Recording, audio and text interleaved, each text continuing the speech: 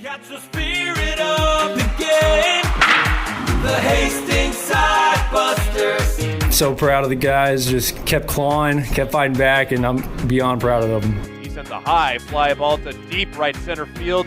No one's going to catch that. It is going way back, and that is out of here for a home run. Luke Cossey, a monster shot, clears the 405 sign. Our first home run at Duncan Field since 2023. Touch 'em all, Luke Cossey. Our fans recognize that, and they know that it's a family atmosphere at our place, and that's what we like. One run will score. Here comes a second run home. Johnston digging for third. He slides in, and the Sodbusters have a 3-0 lead as Weston Johnston scorches one over the head of Jake Daly. All the credit to the guys in the dugout playing really, really hard, keeping it simple, throwing strikes on the mound, going right at kids, and then just keep it simple up at the plate. And all the credit to the guys for just busting their butts night in, night out. Catch the spirit of the game, the Hastings Sodbusters.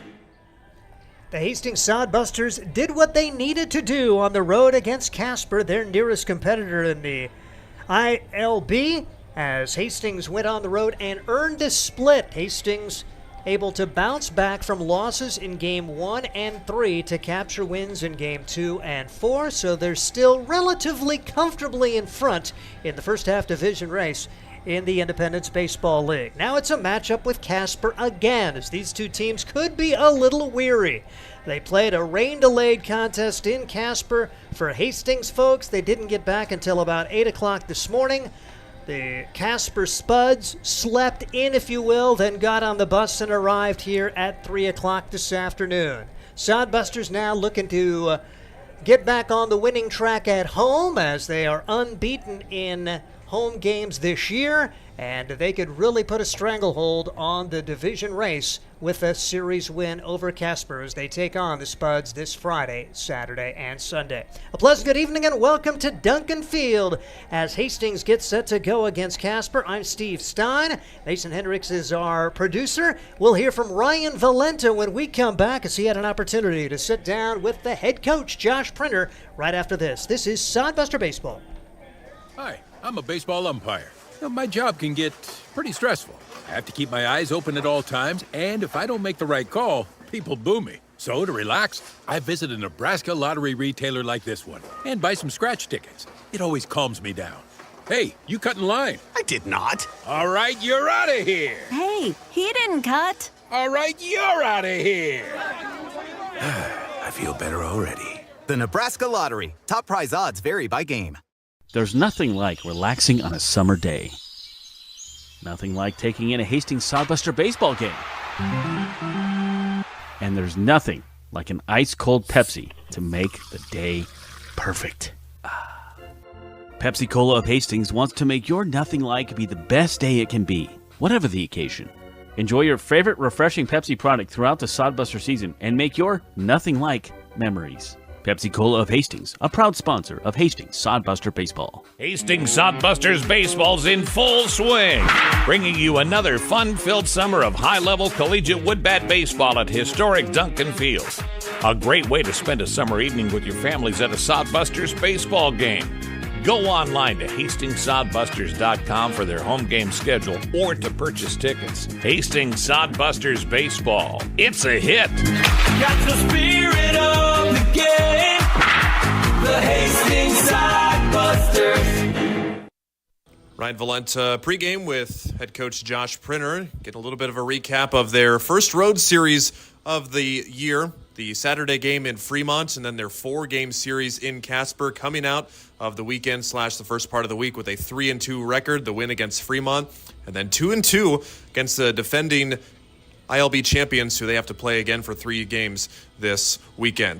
Coach, 2-2, let's highlight the Casper series for sure. You had a nice win in Fremont, but to go 2-2 against a team that was almost unstoppable last year, what did you like about your team in those 4 games, and how impressed are you to split the series with them?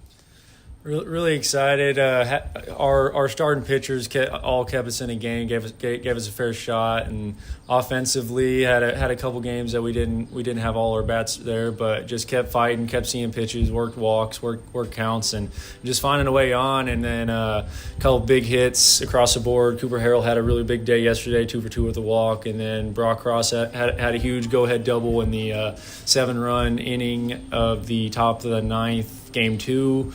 And then Weston Johnson had a few good games, had a couple hits here and there. Christian Lorera had a couple good plate appearances, worked quite a few walks, made their pitchers work. Same with Jarvis, but I'm definitely leaving a couple guys out. But just all around a really good team effort. And then on the pitching side, just. Raines ended up giving us a good start. Game 2, game we won, kept us in a game. I think he allowed 4, but we can live with 4. Give our offense a chance. But then Ethan Marshall and Buldine, game 2, had a great game. Ended up putting a 0 up all 9 innings, and that was huge and very, very clutch of them. And then after going back to game 2 with Raines on the bump. Ended up going to Chase after him, Chase Phillips, and he ended up going more than the starter in game 2, and that was huge as well. Well, that game 2, I want to talk about that for sure. You're already down 0-1 in the series, losing the Monday game, and then game 2, you come into the 9th inning down 6-3 against a Spuds team that knows how to play some baseball. Then you pull a 7-run inning 9th frame out of your hat to get the win 10-6. Immaculate comeback there, just... It looks like you're left for dead. Your guys come back. Just down 0-1 in the series and down 3 runs in that game. What was the key to posting that win that game? Having 2 walk-offs under our belt already at the start of the year, kind of reminding the guys that we're never out of a game, especially the game of baseball. You're never out, and just needing base runners in that situation. I think we had quite a few walks that inning, a couple hit by pitches, and then Brock Cross came up and ended up getting a pitch he liked and ended up burned the left center fielder. So hit a good ball out in left center and cleared the bases. So that was huge. And then the yesterday win 4-0. You shut out the Casper Spuds, which, like we said, a team that's had everybody's number last year. To go 2-2 in that series and get that shutout win yesterday, and knowing that you have 3 more games ahead of them this weekend, how confident is this team playing right now after their first pretty successful road series of the year? Just going back to what I talked about with Ethan Marshall and Jacob Bedoin was just their demeanor on the bump yesterday. They were beyond competitive, going right at guys, and they it was made my decision hard to take them out. Ethan ended up working his pitch count up, but then ended up having that rain delay, and I was, after sitting for 45, 50 minutes, I wasn't going to throw him back out there for his arm, but Jacob came in and had the same demeanor and ended up working perfect for us, and beyond proud of the guys, and that saved a couple arms going into the day, and just ready to get out there and get started. All right, after those 4 games, 3 more tonight, tomorrow, and Sunday, how set up are for you, and how good are things looking? What's your prediction for this weekend here at Duncan? Oh, I don't know about that, but always good. I mean, having the little arms in the pen, obviously, but looking good. We just got to keep the game the same we've been. Just do our job. Everyone, just not individual. Make sure we look at it as a team and don't care about your individual stats. Just find a way to help the team win and just play good baseball like we've been, and just play hard and let's get it. Let's go. Let's see what the Sodbusters can do. Appreciate head coach Josh Printer. We'll be right back with our pregame show. This is Sodbuster Baseball. At Hastings College, we celebrate all the ways you shine. From more than 20 athletic teams to band, choir, theater, and art, plus esports, creative writing, speech, and media. Join in to earn a scholarship and find your people, the friends you'll hang out and have fun with. It's what makes Hastings great. So check out Hastings College, where your experience matters, in the classroom and in the activities you love to do. Visit us at hastings.edu. Core CPAs is your locally owned, full-service accounting firm. Our team of professionals have years of accounting experience and focus on building in-depth relationships with our clients. Our comprehensive and customized solutions are tailored to your specific needs, We pride ourselves in our commitment to integrity, objectivity, and professionalism. At Core CPAs, we provide tax services, payroll, bookkeeping, assurance and financial reporting, and much more. Visit our website at corecpas.us. Welcome back to Duncan Field as we bring you Hastings Sodbuster Baseball. Hastings and Casper getting set to go. Game number 5 in a row between these two teams. Technically a 7-game series, 4 games in Casper, 3 here in Hastings. And Hastings doing what it needed to do, Ryan Valenta. Go on the road, get a split. You would have loved to win 3. You didn't want to lose 3 or 4, and there was a very good possibility they certainly could have lost the series. For them to get a split, Ryan, that was pretty big in the course of this first half battle in the Independence League Baseball. Yeah, with the exception of that Tuesday game, that's probably Casper winning 3 out of 4, and especially playing at their home ballpark. Could have been very likely the case, but heck of a job by the Busters to come back in that Tuesday game, down 3 runs going into the final inning, scratching across 7. I kind of joked with the coaching staff over before the game. As an Atlanta Braves fan, they quite literally the other day blew a very similar lead in the 9th inning against the Arizona Diamondbacks. So said, I know how it feels to be on the other end of that, but the fact that you can just come out and make it happen, down 3 runs against the defending league champions in their ballpark too, shows a lot of resilience from the team, and I think that's what's been the key about the Sodbusters this year. Their resiliency, their grit on the team. They have been able to come back from situations like Coach Printer said. They've had some walk-off wins. They've had to fight from behind from multiple games, and just playing at home, giving them more confidence here hopefully, and they know what the Spuds are going to throw at them now that they've played them for 4 games in a row. But on the other hand, Casper knows what the Sodbusters are going to throw at them to go on that. So 2 teams that know kind of what the game plan is for each other by now. See who has the advantage. Sodbusters have the home field advantage now, and very cool that they get to participate with 9 innings of winning today on the field. So the fans are going to get a lot of opportunities, and I think the fans will be a very big part in getting the Sodbusters hopefully a series win in their 3 games here this weekend. It wasn't just the come from behind on that matchup on Tuesday. It was the fact that Hastings caught them at 2-2, immediately fell behind, caught them again, immediately fell behind, and then Casper put up 2 insurance runs in the 8th. And just listening at home, I'm thinking, man, 3 runs going into the 9th. You figure, yeah, that's on a normal day, you still can come back, but all of the momentum was against Hastings going into that 9th inning, and for them to come out and perform the way they did, and they basically took the lead with still only 1 out, as Casper had to waste 4 pitchers in that 9th inning before finally retiring the Sodbusters as they were able to pick up that win. And then Casper comes right back, pretty well dominates Wednesday. That set up yesterday another huge game for them to drop the 1st and 3rd games of that series and win the 2nd and 4th. Huge.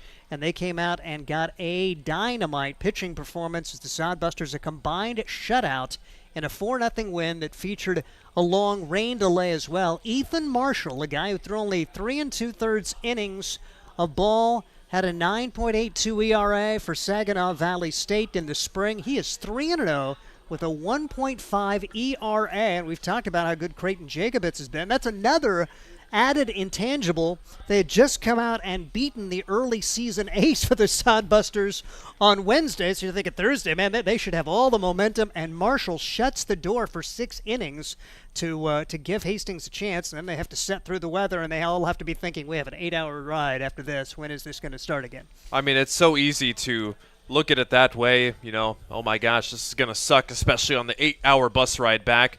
The fact that they're able to push that aside and go for the real goal, which is winning, was remarkable to me. And you mentioned the fact that they did rough up Creighton Jacobitz for the first time this season, but for Marshall to respond and get the Sodbusters back on track, impressive feat for him. Another cool feat that that the team was able to use their arms pretty efficiently, I would say, in 3 of the 4 games, if not all 4 of the games. Their series opener, when they lost 9-3, they did have to use 4 arms as their starter didn't last past 3 innings. But then they came back in those next 3 games and either used only 3 or 2 pitchers in those games. And we know this team that's been looking for pitching, and just fortunate enough that they have been having great outings from just about pretty much everybody they've been putting out there too. So not too many situations where a guy is off his game. You have to go get him after only 6 batters because he's walked 5 of them and the other one got a hit. Nothing like that as of yet, fortunately. So the pitching staff, well, a little bit, don't want to say decimated, but a little bit maybe not where they thought it was going to be. They are really putting out some gutsy performances, are showing up when they need to. So the pitching staff, I think, has been probably one of the best things that we've seen out of the Sodbusters this season. Offense, of course, right behind it, too. Not a lot of kind of wants or needs, like, oh, we need to get better at this, need to get better at that. It's been so far so good for, I think, pretty much about every aspect of the game for guys on the both sides of the ball. And after Marshall came in, of course, they had the weather delay, so they didn't want to bring Ethan back after setting out there for an hour. Jacob Buldoin, who, quite frankly, had struggled a little bit in his first couple of outings. How about his performance? No runs, 2 hits, 5 strikeouts, 2 walks, works 3 innings to pick up the save. Incredibly impressive for him to come through and get that performance out of him. Again, after the rain delay, I'm sure there was a little bit of consternation in the head of Josh Prenner. Okay, who do we go? Can we get 3 innings out of somebody? Well, let's give Buldoin an opportunity, and he responded in a huge way. Not only that, but coming right out of the rain delay, who's going to be mentally focused? Who's going to have it? Well, the Sodbusters had actually started a rally in the 7th when the rains came, and they were able to cash that for 2 runs in the top of the 7th inning to get a little breathing room, added an insurance run in the 9th, and the first shutout of the year, even though they got out hit 5-4, took advantage of 8 walks. The Sodbusters doing those little things well to pick up the victory today. Let's take a look at the starting lineups in advance of the matchup, the rematch. Game number 5 in a row between the Sodbusters and the Casper Spuds. First of all, for Hastings, it's Christian Loera leading off and playing shortstop. Drew Vega in center field today and batting second. Luke Causey is in right field, batting third. It's Weston Johnston back in the lineup after 2 days off at third base. Ryan Jarvis at first base. He's batting 5th. Batting 6th, it's Brock Cross, the DH. Batting 7th and playing left field, Zane Wilson. Graham Hilton is the catcher. He's batting 8th. Chase Phillips plays second base. He bats 9th. And Nate Fisher gets the start today. His first start of the year. It's kind of a Johnny Holstaff kind of game.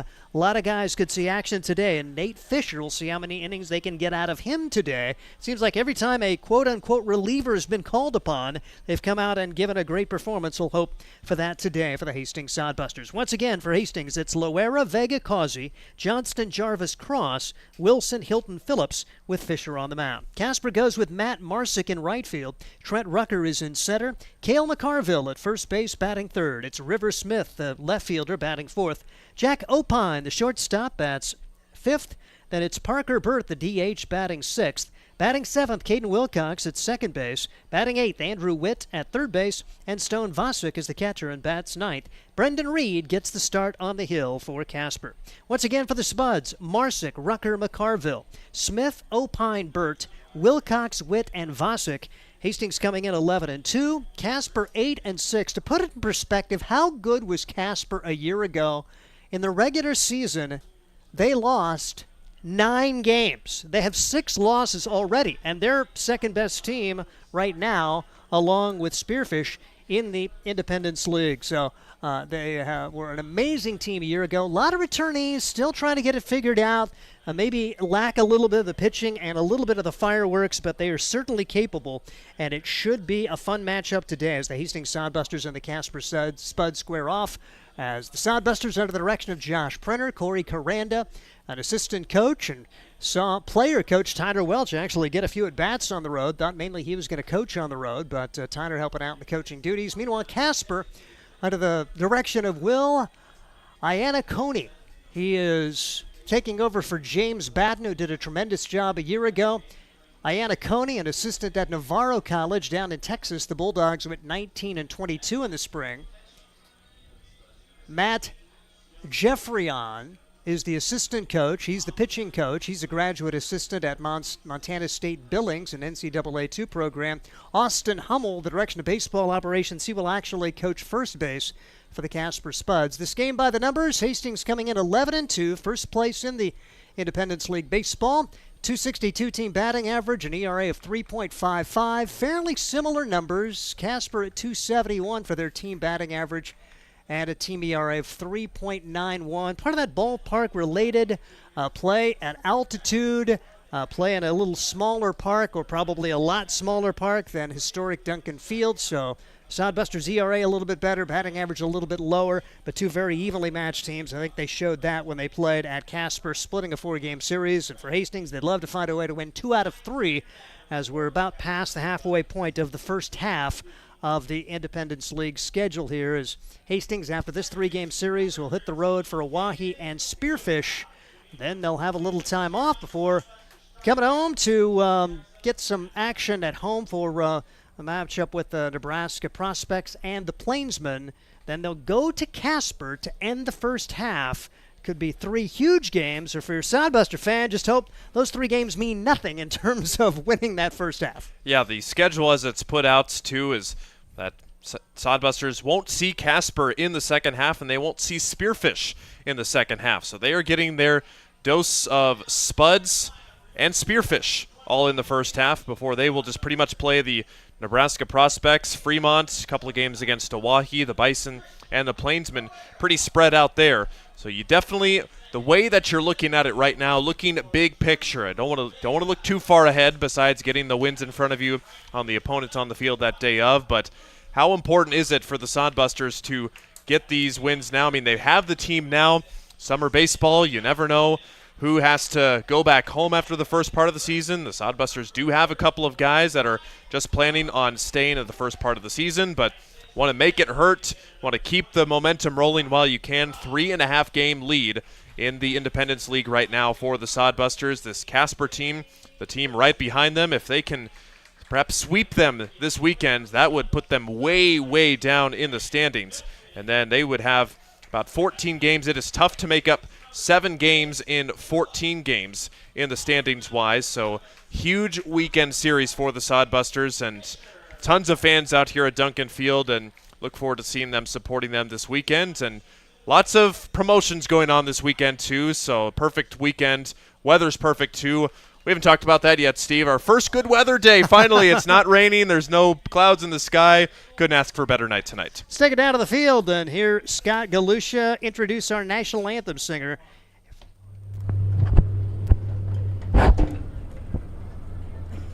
Oh, say, can you see by the dawn's early light what so proudly we hailed at the twilight's last gleaming, whose broad stripes and bright stars through the perilous fight o'er the ramparts we watched were so gallantly streaming, and the rocket's red glare almost bursting in air gave proof through the night that our flag was still there. Oh, say does that star-spangled banner yet wave o'er the land of the free and the home of the brave?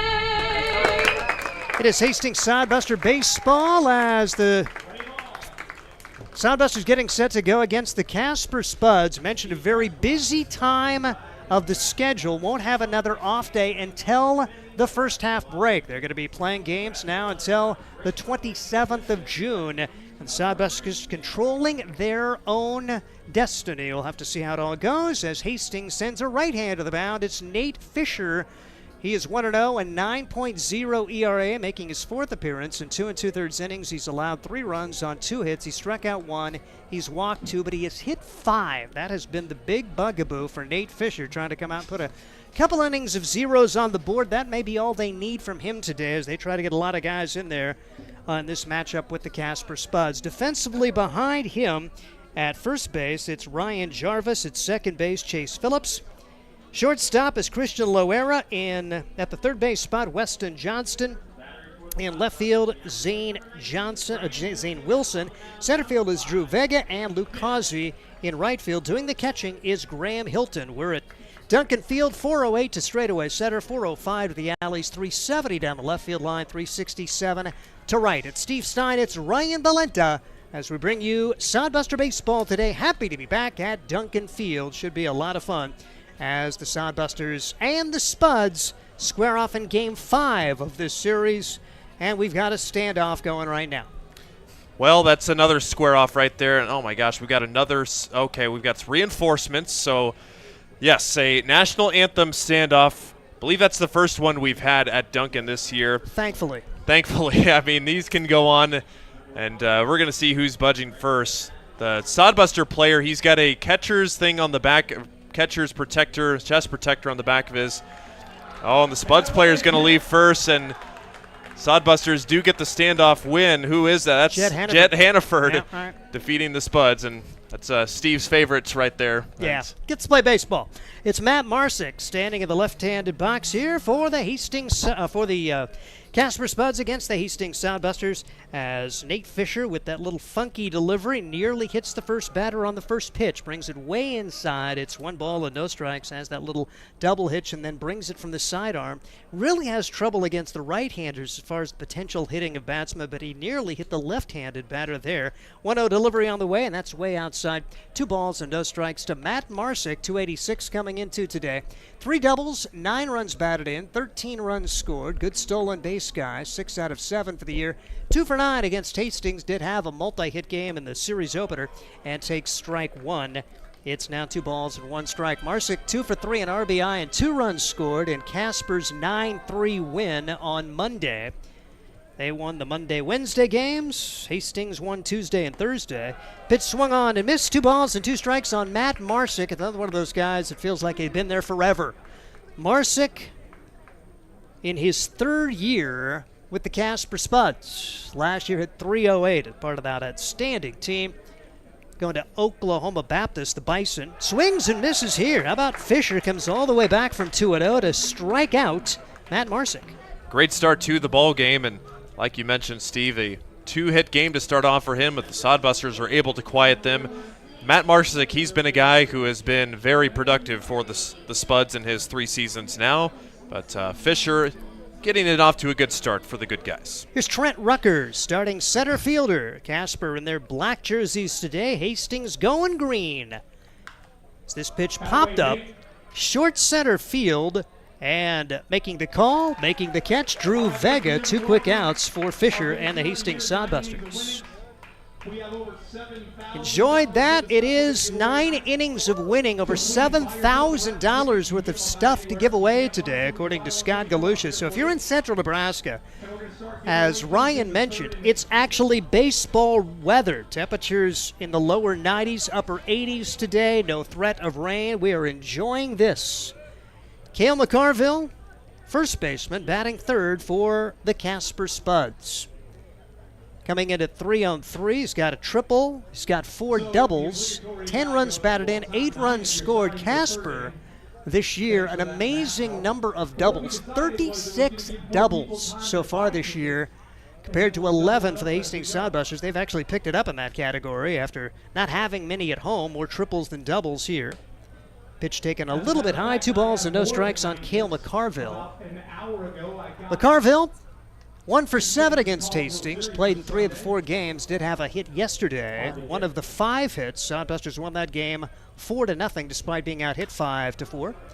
Pop-up into right field. Luke Causey over toward the line makes the catch. And how about Nate Fisher? 1-2-3 in the top half of inning number 1. No score as we bring you Sodbuster Baseball. Blue Fork Kitchen features elevated comfort food in a family-friendly, fast casual environment. With a full menu, you can sit down for a nice meal or order online for pickup. From salads and wraps to burgers and steaks, Blue Fork Kitchen has your kind of food. Open Tuesday through Thursday, 11 to 9 p.m., and Friday and Saturday, 11 to 10 p.m., with a special brunch buffet Sunday from 9 to 2 p.m. Blue Fork Kitchen is located in the Cimarron Plaza, 38th and Osborne Drive in Hastings. Like them on Facebook. Make your next pit stop at the Coach's Corner, a friendly staff and a deep lineup of snacks. You can find Coach's Corner in North Hastings on Osborne Drive East. More than just a gas station, Coach's Corner is the place to get delicious pizza made fresh for you and your family. Don't take our word for it. It's so good it'll be featured at selected Sodbuster home games this season. For a convenient and clean experience, be sure to check out the new convenience store in North Hastings, Coach's Corner. Steve Stein, Ryan Valenta. Our producer today is Mason Henricks as Casper takes the field against the top of the order for the Hastings Sodbusters. It's Brendan Reed pitching for the Spuds today. He's out of Howard Payne University in Texas at NCAA Division III program. Really good, 1-0, a 1.29 ERA. 7 innings pitched. He's making his third appearance, allowing 4 runs, 1 of those earned. He's allowed 6 hits, struck out 10, and walked 1. And opponents batting .214 against him. He did have an appearance in the second game of the Hastings series. Went 2 1/3, allowed 2 runs, 1 earned.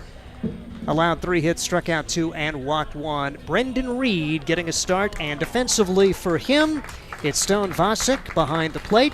At first base, Cale McCarville. Second base, Caden Wilcox. At third base, Andrew Witt. The shortstop, Jack Opine. And the outfield, River Smith, Trent Rucker, and Matt Marsick. Umpires today, Chris Sintek behind the plate. Jake Yeager doing the field work today for this umpiring crew, 2-man crew throughout the course of the year in the Independence League. Gorgeous day for baseball. The wind blowing in from center field, making 408 play a little bit bigger, as we have seen a home run this year. That smacked by the Hastings Sodbusters' Luke Causey. We'll see Christian Loera stepping to the plate. He's kind of been rotating at the top of the spot. Went 3 for 13 in the Casper series. His batting average for the year, .241. 5 runs batted in, 6 runs scored. Went 2 for 2 in the first game of that series. That kind of vaulted him into the leadoff spot, as Drew Vega, who's batting second today, has been scuffling a bit, so Loera leads things off. Righty-righty matchup, and the first pitch right across for a strike, no balls, and a strike on Christian Loera. Arkansas State Mountain Home product, the Defensive Player of the Year in Oklahoma after his senior season before heading off to college. Reed brings home the 0-1 delivery. Loera fouls it away. 2 quick strikes on Loera. Reed works out of the stretch exclusively. No wind for him. You see more and more pitchers go to that. In the spring, Reed 0-2 with a save, an ERA of 4.58.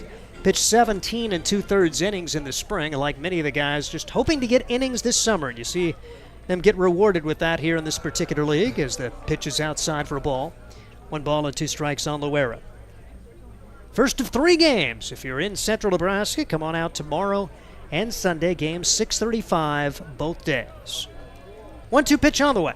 Off speed right there, and Loera knew it, just shook his head, could not get the bat off his shoulder, and a really good pitch for Brendan Reed. 1 out for Drew Vega. So both pitchers starting the games with strikeouts, and you mentioned Reed's numbers this season. He's the guy who has collegiate innings. Pitched 4 seasons with Howard Payne, 151 innings in his 4-year career with Howard Payne, so he knows how to throw a baseball, so he should be pretty well adjusted to that.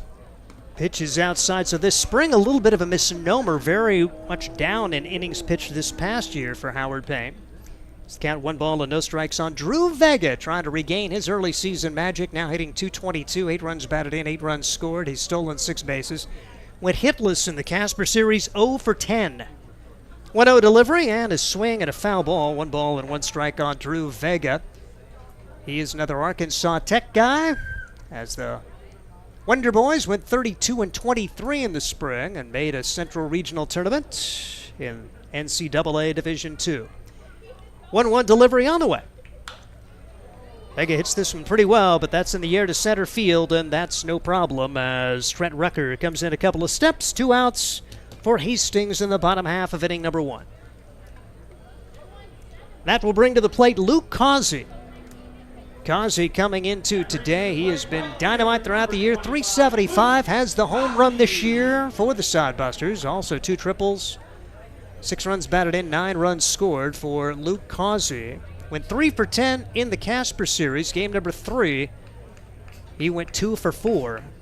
That critical come from behind Actually, that was the loss. They came from behind and won on game number 2, lost game 3. And then the win yesterday. Pitch across for strike, no balls, and a strike on Luke Causey. Sodbusters earning a much-needed split of that series. With where they were in the standings, you'd like to win the series, but going 2-2 certainly was fine as they keep Casper at bay a little bit. And if you could win this series 2 out of 3 at home, really in good shape heading down the stretch in the first half. 1-1 delivery on the way. Causey hits this one toward the right side. One hopper fielded by Wilcox. Second baseman throws out Luke Causey. And 1-2-3 for both teams in the first. 0-0 as we head to the second. This is Sodbuster Baseball. Hastings Sodbusters baseball's in full swing, bringing you another fun-filled summer of high-level collegiate wood-bat baseball at historic Duncan Field. A great way to spend a summer evening with your families at a Sodbusters baseball game. Go online to HastingsSodbusters.com for their home game schedule or to purchase tickets. Hastings Sodbusters baseball. It's a hit. Got the spirit of the game. The Hastings Sodbusters. Hi, I'm a baseball umpire. My job can get pretty stressful. I have to keep my eyes open at all times, and if I don't make the right call, people boo me. So to relax, I visit a Nebraska lottery retailer like this one and buy some scratch tickets. It always calms me down.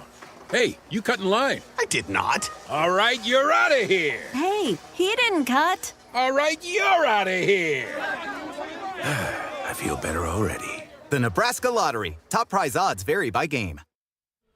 Welcome back to Duncan Field, set to go for inning number 2. Casper will have 4, 5, and 6 against Nate Fisher and the Northeastern Oklahoma Golden Norseman with a stellar first inning, setting him down 1-2-3. So he was able to get a strikeout and a couple of flyouts. He would love to do the same here against Smith, Opine, and Burt. Northeastern Oklahoma went 26-25 in the spring. Nate did not play. Another one of those guys hoping to get some innings. The plan A coming into the summer was maybe to have him be the closer, but have kind of readjusted expectations. Brock Cross has done a really good job late innings. Seen Chase Phillips also get some high leverage spots. So Fisher gets a start here today, and the pitch misses for a ball, 1 ball and no strikes on River Smith. Montana State Billings, his home university, 324 hitter, has a home run, a triple, 2 doubles, 9 runs batted in, 9 runs scored. Hit 161 in the spring for Montana State Billings, an NCAA Division II program. 1 ball and 1 strike the count now, as a few of the Yellow Jackets on the roster here with a student assistant on the staff. The pitching coach, Matt Jeffrion, is a student assistant there at Montana State Billings. 1 ball and 2 strikes the count now, and the pitch misses inside, 2-2 on River Smith. That's one of the, I got a candidate for a pretty good name of the year here in the Independence League. I like it. Out of Livingston, Montana. 2-2 delivery. Hard hit ball, and that's into left field for a base hit. Smith thinking too as he makes the turn. Vega mishandles, so no chance to throw him out, and River Smith a leadoff double to begin the second for the Casper Spuds. After the 1-2-3 inning, good start for the Spuds in this second. It's always tricky facing a type of pitcher like Nate Fisher, guy that throws submarine style. Can be very tempting to try and lift that ball, especially since it's coming in much slower. Early returns for him on the radar gun, 73 to 77 on his fastball, and in the high 50s and low 60s with his off-speed stuff. Got to adjust a little bit, don't you? You don't see that's slower than batting practice. Pitch fouled away, and we saw Opine really get around on that one. Jack Opine, he's a Division I guy. He's probably seen a few more miles per hour at D1. Southeastern Missouri State, the Redhawks went 30-25 in the spring. He played in 10 games, hit 143. Off to a 3-10 start with 6 doubles for Casper. Swing and a miss here, 2 quick strikes on Jack Opine with 1 on, nobody out, top of the second. No score between the Sodbusters and the Caspers.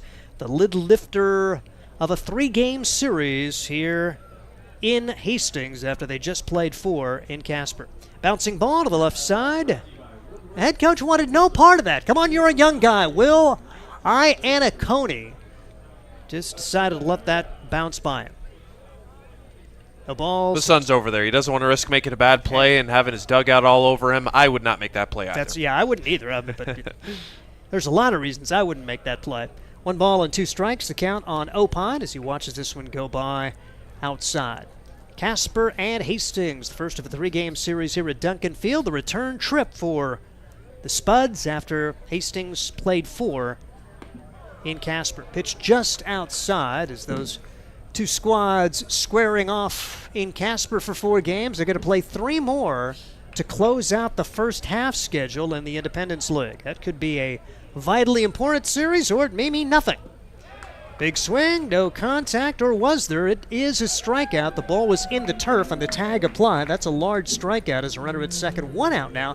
Second strikeout for Nate Fisher. Fisher keeping it pretty soft with Opine there. Healthy dose of breaking balls. Never seemed to get around it as good as he did on that very first pitch. And getting the strikeout there.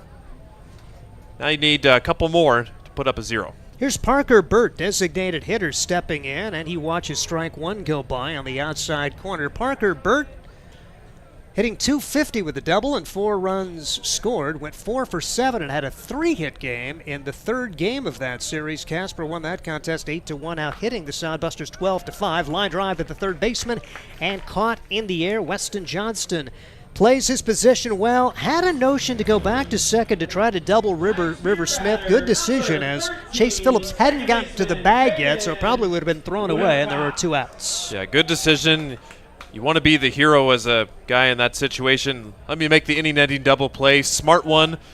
The guy wasn't there. Let your defense get this last out here. Caden Wilcox takes inside for ball 1. 1 ball and no strikes. Wilcox out of Dakota College of Botno. He is from Casper, so coming home to play summer ball, 273. Several players from Casper coming back to get a chance to play in the summer, and great opportunity. It's kind of like the Central Nebraskans here, from Grand Island, from Hastings, from Kearney, Aurora, Central City have had, and what a great chance to go home and spend the evening and the opportunity to go spend the night at home and then get a chance to go back to your home college. 2-0 the count as Caden Wilcox up there, and this pitch inside nearly gets a piece of him. He hasn't hit one yet. Fisher has definitely had that capability during his first few outings and now in danger of walking his first. Runner at second, 2 outs. No score here for the Sodbusters and the Spuds. There is right-handed action behind him. We expected this to be a bullpen game. This could be it for Fisher as he brings the pitch in. Maybe only 2 innings for the right-hander, Nate Fisher. Had hoped to get Marcus Miller a stop, but Marcus has so many things going on. Here's the pitch. And it's outside for ball 4. Marcus, who has a win for this Sodbuster team, but he does the disc golf thing on a professional basis. He's also an assistant coach for one of the Hastings American Legion teams, and he's actually coaching this weekend, so unable to pitch. And there's going to be a visit to the mound. Marcus Miller, kind of a pitcher for hire, a Hastings College pitcher, and was here at Hastings to begin with. They were really hoping to have him eat some innings this weekend, but not happening. Visit to the mound by Coach Printer, and that very slow walk is telling me there that trying to buy more time for the bullpen here, and they may be making a move right now, or, oh, just kidding. Nate Fisher's might be feeling a little sick right now. Ah, okay. Looking back at the replay and bringing out some water for him as he's he might have just lost some water right there. Yeah. And so it is, like we said, it is the hottest day of the year so far. It's 90 degrees here at the ballpark, and the turf doesn't make it feel any better. That adds to it a little bit. So we wondered, maybe it's just a pitch count thing for him because Fisher is now at 27 pitches, more than he's pitched in his previous 4 outings. But, he not adjusting to the heat very well right now, and trying to get some fluids in him, and hopefully he can keep going this game. And really, virtually, there have been no days like this for Sodbuster baseball. I mean, the home games have been awful in terms of the temperatures in the 60s, sometimes 50s. It's been raining, so when you have come into the game, you've had to deal with wet balls, but you haven't had to deal with 95 degrees and feels like 100 temperature. And right now it looks like Fisher is going to try to gut it out with first and second and 2 outs, and I'm sure he wants to not let that be the last thing that people remember him for. He wants to try to get out Andrew Witt. Well, his kind of previous experience, I mean, back when I played youth baseball, I mean, that's this college, but youth, those hot days, sometimes once you get that out of your system, you're like, oh my goodness, I feel so much better. Yep. Let's get back at it. Hopefully that's one of those scenarios here. And the first pitch to Andrew Witt, taken for ball 1. 1-0 the count on Andrew Witt. He's another Montana State University Billings Yellow Jacket out of Bakersfield, California. Business administration major steps in and hits this one hard to the third baseman. Grabbing it is Weston Johnston. Wins the race to the bag to force out Rivers Smith. It's 5 unassisted to retire Smith. And that ends the second inning as Casper gets no runs on 1 hit. They leave a pair ahead of the bottom half of inning number 2. No score, and this is Sodbuster Baseball. Let's face it, we move our bodies around a lot. And sometimes things happen. A tweak, twist, pull, strain, ache, or pain. At Fisk Chiropractic and Sports Care, their goal is to restore your mobility, keep you moving, and ensure your rehabilitation is effective, efficient, and stress-free. Do you suffer from headaches and neck pain, lower back or sciatica? Call Fisk Chiropractic and Sports Care today. Start to discover wellness through chiropractic care. Fisk Chiropractic Sports Clinic.com. Start Core CPAs is your locally owned, full-service accounting firm. Our team of professionals have years of accounting experience and focus on building in-depth relationships with our clients. Our comprehensive and customized solutions are tailored to your specific needs. We pride ourselves in our commitment to integrity, objectivity, and professionalism. At Core CPAs, we provide tax services, payroll, bookkeeping, assurance and financial reporting, and much more. Visit our website at corecpas.us. At the bottom half of inning number 2, no score as Casper and Hastings squaring off today. Weston Johnston, Ryan Jarvis, and Brock Cross a bat against Brendan Reed. He threw only 10 pitches in that first inning to set him down 1-2-3. Nate Fisher put a couple of zeros on the board through 28 pitches, and that likely is going to be the last we see of him as there is action behind him. Had a right-hander up earlier. Looks like a left-hander's throwing right now for Hastings. And see how Casper plays it. Not sure what they have in terms of pitching depth heading into the week. I think they had to use a few more arms than Hastings over that 4-game series, even though probably, statistically they were a little better than Hastings. The Sodbusters hit only .230, but they did have a 3.91 ERA in that 4-game series. As stepping into the right-handed box will be Weston Johnston, getting a start at third base today. Johnston has been outstanding. 405, 2 triples, 3 doubles, 13 runs batted in, 12 runs scored, 4 for 9 against Casper, 2 for 4 with a run batted in. The first game of the series, 2 for 5, a double, 3 runs batted in, and a run scored in that great come-from-behind win. And he's first pitch swinging, hits this one back up the middle, fielded cleanly by the shortstop, and out at first base will be Johnston on 1 pitch. As Jack Opine threw it over, Cale McCarville made the catch over at first, and there's 1 out. Like the first pitch swing there, you're likely going to get a gimme fastball right over the plates on your first pitch that you see. If you like it, take a hack at it. Unfortunately, just right to a defender. But love the aggressive approach in the first pitch of the at-bat. Here's Ryan Jarvis, 263 with a triple, 6 runs batted in, 10 runs scored. Left-handed hitter takes outside for a ball. 1 ball and no strikes on Ryan Jarvis for the Hastings Sodbusters. He had a couple of multi-hit games in the second and third game of that 4-game series. 2 for 3 with a run batted in and 2 runs scored. The come-from-behind win on Tuesday. Bounces this one to the right side. Second baseman's got it. No problem for Caden Wilcox. And it's 5 up and 5 down for the Sodbusters against Brendan Reed, who's trying to make quick work of Hastings here in the home half of the second. Yeah, if I'm Brock Cross here, the next batter coming to the plates, love to take a pitch or two and at least just give your defense some time in the dugout here, especially with guys losing their lunch on the mound, to give them a little extra every pitch of rest that they can. And you kind of wondering if Fisher's going to be done regardless, as first pitch swinging is Cross. That not what they were hoping for, and sliding into foul territory. Matt Marsick couldn't quite get there. He covered a lot of territory, and Brock Cross did first pitch swing, but fortunately it's a foul ball, and now walks slowly back to the plate. if you want your team to get a little rest. Plus, you'd like Brendan Reed to start feel the effects of a heat a little bit by working his pitch count some anyway. Brock Cross coming into today at 2 for 10, couple of doubles, 6 runs batted in, 3 runs scored, had the huge hit in the 9th inning on Tuesday. Is only hitting 5 at bats, but it knocked in 3. And here's a bouncing ball to the left side. Great stop by the shortstop, long throw. Out at first. Wow, how about Jack Opine to take a base hit away from the Hastings Sodbusters? We get a comment on that before we take a break. Wow. That one had base hit written all over it, but how about Opine, the dive and the throw, Cross busting it down the line, just not fast enough. Jake Yeager taking his time with the call, but I think he got it right by maybe a quarter step. It doesn't get much closer than that. Excellent play by the Spud shortstop. We head to the 3rd inning, no score. We'll hear more from Ryan when we come back. This is Sodbuster Baseball. At Hastings College, we celebrate all the ways you shine. From more than 20 athletic teams to band, choir, theater, and art, plus esports, creative writing, speech, and media. Join in to earn a scholarship and find your people, the friends you'll hang out and have fun with. It's what makes Hastings great. So check out Hastings College, where your experience matters, in the classroom and in the activities you love to do. Visit us at hastings.edu.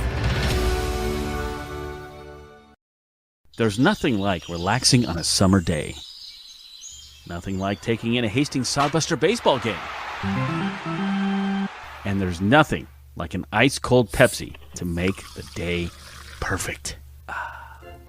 Pepsi Cola of Hastings wants to make your nothing like be the best day it can be, whatever the occasion. Enjoy your favorite refreshing Pepsi product throughout the Sodbuster season and make your nothing like memories. Pepsi Cola of Hastings, a proud sponsor of Hastings Sodbuster Baseball. Head to the 3rd inning as courageous performance for Nate Fisher back out there for inning number 3. And to take you through it, here is Ryan Valenta. Howdy, folks. Pleasure to be with you on this Friday evening. And what's better than weekend warm weather baseball? I'll tell you, not a whole lot. It's awesome to be here back at Duncan Field. Legion baseball has been busy here all week, playing their rivalry games against Kearney, hosting Columbus and Scotts Bluff. And then the Hastings Legion teams will be playing some games this weekend before the Sodbuster games, but looking forward to see how the Sodbusters will come out in this 3rd inning. It's 9-1-2. Stone Vasek is the first due up for the Casper Spuds. One of the returning guys. Played in 32 games for the Spuds last year and hit .264. 14 hits for Casper this year for Vasek. 10 games, just a .172. Grounded to 3rd. Johnston takes his time. The laser beam throw is bobbled and dropped by Ryan Jarvis, and the runner is safe. Not what you want right there. Johnston, I think that ball like rose when he threw it. It was on such a line. Pulled Jarvis off the bag, and maybe it got knocked out of his hands as it went on by. Unfortunate. Yeah, it looked like Jarvis is going to bail him out and made the tag, but then I think the runner, Vasek, just knocked it out as those two guys had a little mini collision. So Vasek will reach. Check out the official scoring in just a second, but it is back to the top of the order in Matt Marsick, a Casper guy who, by the way, there was at the end of the last season, the Independence League released an all-ILB team. He was one of the guys on that team. Strike 2 right over the plate from Nate Fisher. Total of 11 Spuds made that all-ILB team, where the Sodbusters on that team only had 5. Outside, good waist pitch for Fisher. Count is 1 ball and 2 strikes. Again, sitting in the high 60s, or low 70s with the fastball, and the low 60s with his off-speed stuff. Down the left field line, but foul for Marsick. Matt Marsick, an Oklahoma Baptist College guy, played in pretty much every game. The Spuds, they've gotten, like the Sodbusters, they've been able to spread their players around and get lots of different guys experience here in the early going of this first half. That is behind the batter and back to the screen. No chance for Graham Hilton to keep that one in front. The wild pitch will move Stone Vasek on to second base. And also, according to Game Changer on that last play, they give the error on Ryan Jarvis instead of Weston Johnston. So E3 on the last play, and now a wild pitch. And Casper has a runner in scoring position for the second inning in a row. Down the left field, that is over the head of Zane Wilson and will get all the way to the wall. Here comes Vasek to score easily. Marsick blazing around second and into third with no throw. An RBI triple, a frozen rope all the way to the left field wall, and Casper strikes in for one in the third inning to take the lead. First triple of the year for Matt Marsick, the 9th triple for the Casper Spuds, and he can fly a little bit. It's kind of fun to watch him when he's not playing against you. That was a solid RBI hit there, and Marsick gives the Spuds the 1-0 lead. Now it's Trent Rucker, the number 2 hitter, takes an inside strike. Rucker 0 for 1 today, flew out to center. There's still action in the bullpen. Back to the pitcher, looks the runner back and throws over to first. Nice play by Nate Fisher. Had Marsick a little bit off the bag at third base, but right when he gave them that glaring look, Marsick raced back to the bag, and Rucker retired at first for the first out of the inning. Good decision there for Fisher. Maybe you try to get Marsick, but he's probably got the wheels to get back into third base. Make sure you get the out there, as you don't want to see it come unglued here in this third inning. Cale McCarville, the next to bat, Springfield, Missouri native at Fort Scott Community College. Gets the call on the inside part of the plate for strike one. Fisher has shaved off that part of the plate to these right-handed hitters in this inning. McCarville 0 for 1. Breaking ball plunks him on the elbow. And that one, with the off-speed for Fisher, probably one of the ones you're more willing to get hit by with the lower velocity. Visit to the mound here by the catcher, and this may have been called from the dugout as Graham Hilton going to go out and talk things over with the entire infield with runners at first and third. We've seen right-handed action. We've seen left-handed action. It's a lefty up now for the Sodbusters, and you wonder if Nate Fisher has a fairly short leash now as his pitch count continues to mount. Generally a reliever, up to 41 pitches now for the Hastings Sodbusters. Yeah, his previous game high in this season in 4 games was only 26 back on May the 25th. And again, he was used on Wednesday, so he's only had 1 day off in between his last pitching performance. However, that one appearance on Wednesday, he only recorded the final out of the game and faced 3 batters and only threw 7 pitches. So not like he had a tough outing on Wednesday. But then again, just Sodbusters trying to keep their arms fresh. Lots of games and lots of days. Never know who's going to have the best days. You want to keep them as efficient as possible. First pitch on the way is popped out of play, foul by River Smith. Smith, he doubled in the second to get the first base runner and base hit for the Spuds, but he was left stranded. But Casper with 1 home this inning, looking for more with only 1 out. Breaking ball bends too low out of the zone, and it's 1 ball and no strikes. Smith, the guy who we just mentioned, doubled his 3rd double of the season. He's up to 12 hits in 12 games so far for the Spuds. Watches ball 2 go by as that one just dives out of the zone a little bit too much again. 2 balls and 1 strike. It's Marsick at third and McCarville at first. Pickoff to first is not in time, and the runner back in safely. McCarville over there has stolen 1 base. Casper, a team that does a fair amount of stealing. They've stolen 27 times in their 14 games. Swing and a miss on the 2-1 pitch to make it 2-2 to the Spud left fielder. Hastings looking to limit the damage to just 1 run, thanks to the RBI triple from Marsick. And that'll get a run home. Base hit into right field by Smith. Marsick to score. Stopping at second is McCarville. The RBI single by Smith puts Casper up 2-0 in this third inning. Really good job by Smith. Don't try to do too much here at Duncan Field. Just put it in play. Pretty much over the infield, in front of the outfield. Gets the second run home for Casper, and they're really looking to break it open with 2 on and only 1 out. Well, they're going to stick with Fisher for now. They, once again, still have a left-hander getting hot in the bullpen. So next pitch to Jack Opine is in there for strike 1. Opine struck out against Fisher back in the second inning. He's 0 for 1.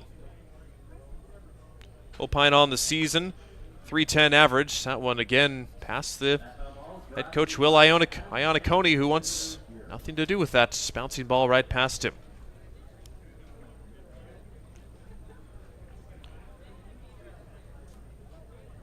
Opine, a guy who probably used to this heat here, a Texas native. You know how hot it gets down the south in this time of year. For him, and you see him, he's wearing a sleeve on his right arm here. So this probably feels like 70 degrees to him. It's cold. But he's down on the count 0-2. Runner's on the move, a hit and run, it's fouled off. Almost looked like an emergency swing by Opine, just throwing his bat at the ball in the last second. And the foul ball, the runners have to go back, but McCarville and Smith were off on the pitch. See if they try something of that tricky nature again. Much shorter lead for the runner at second, not going. Line drive, what a snag by Jarvis, throws to second. They do get the lead out, throw back to first is not in time. But how about the pick by Ryan Jarvis, a lawn dart of a ground ball that just almost got past him.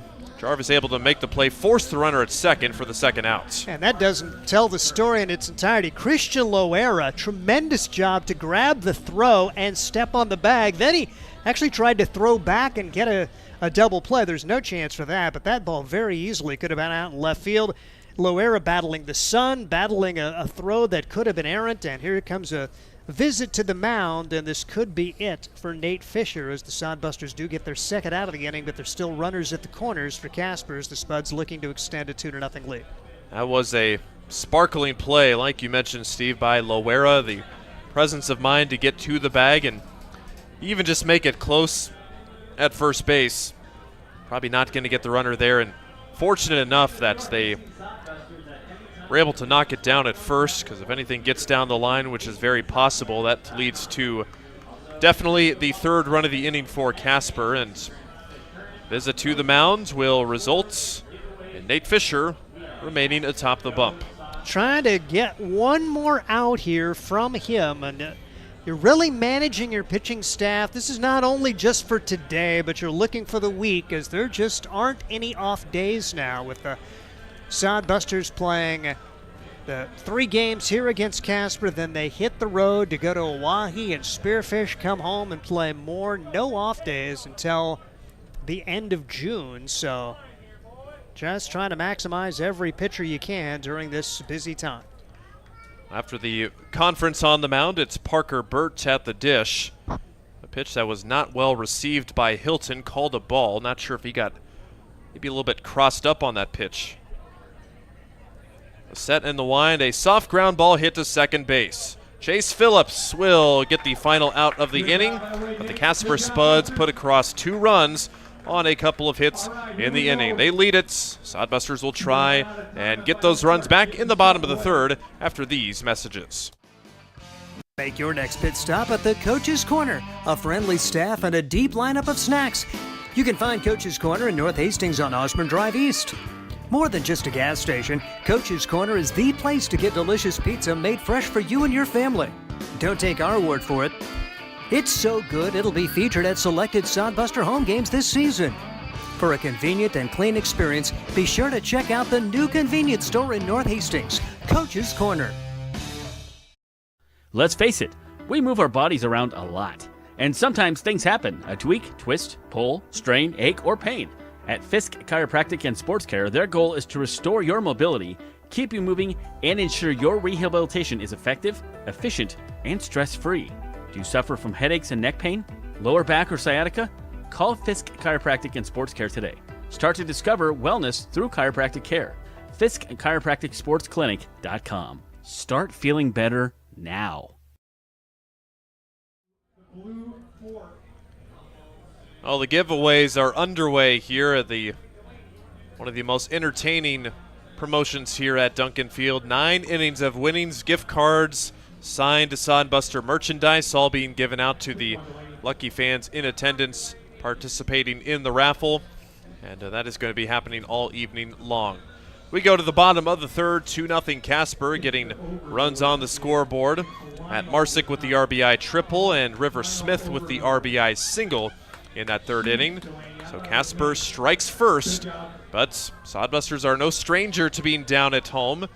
Their first 6 games to open the season here at home, they trailed in those games at some point and came back to win all 3 of them.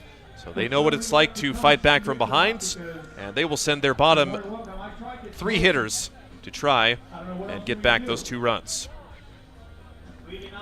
For the Sodbusters, it will be Zane Wilson, followed by Graham Hilton and Chase Phillips. Wilson, seldom playing time so far for Hastings, just 4 appearances in 13 games, but is today's left fielder and takes a strike on the outside corner. Zane Wilson, one of the Saginaw Valley State guys. He is just finished up his freshman year, but had a very nice season for that Saginaw Valley State team. Played in 32 games and hit .298. Ground ball just foul down the first base line. Zane Wilson 0 for 9 in his 4 games, still looking for his first Sodbuster hit, but he has driven in a run. Did have a couple of plate appearances in Casper, but was just 0 for 1.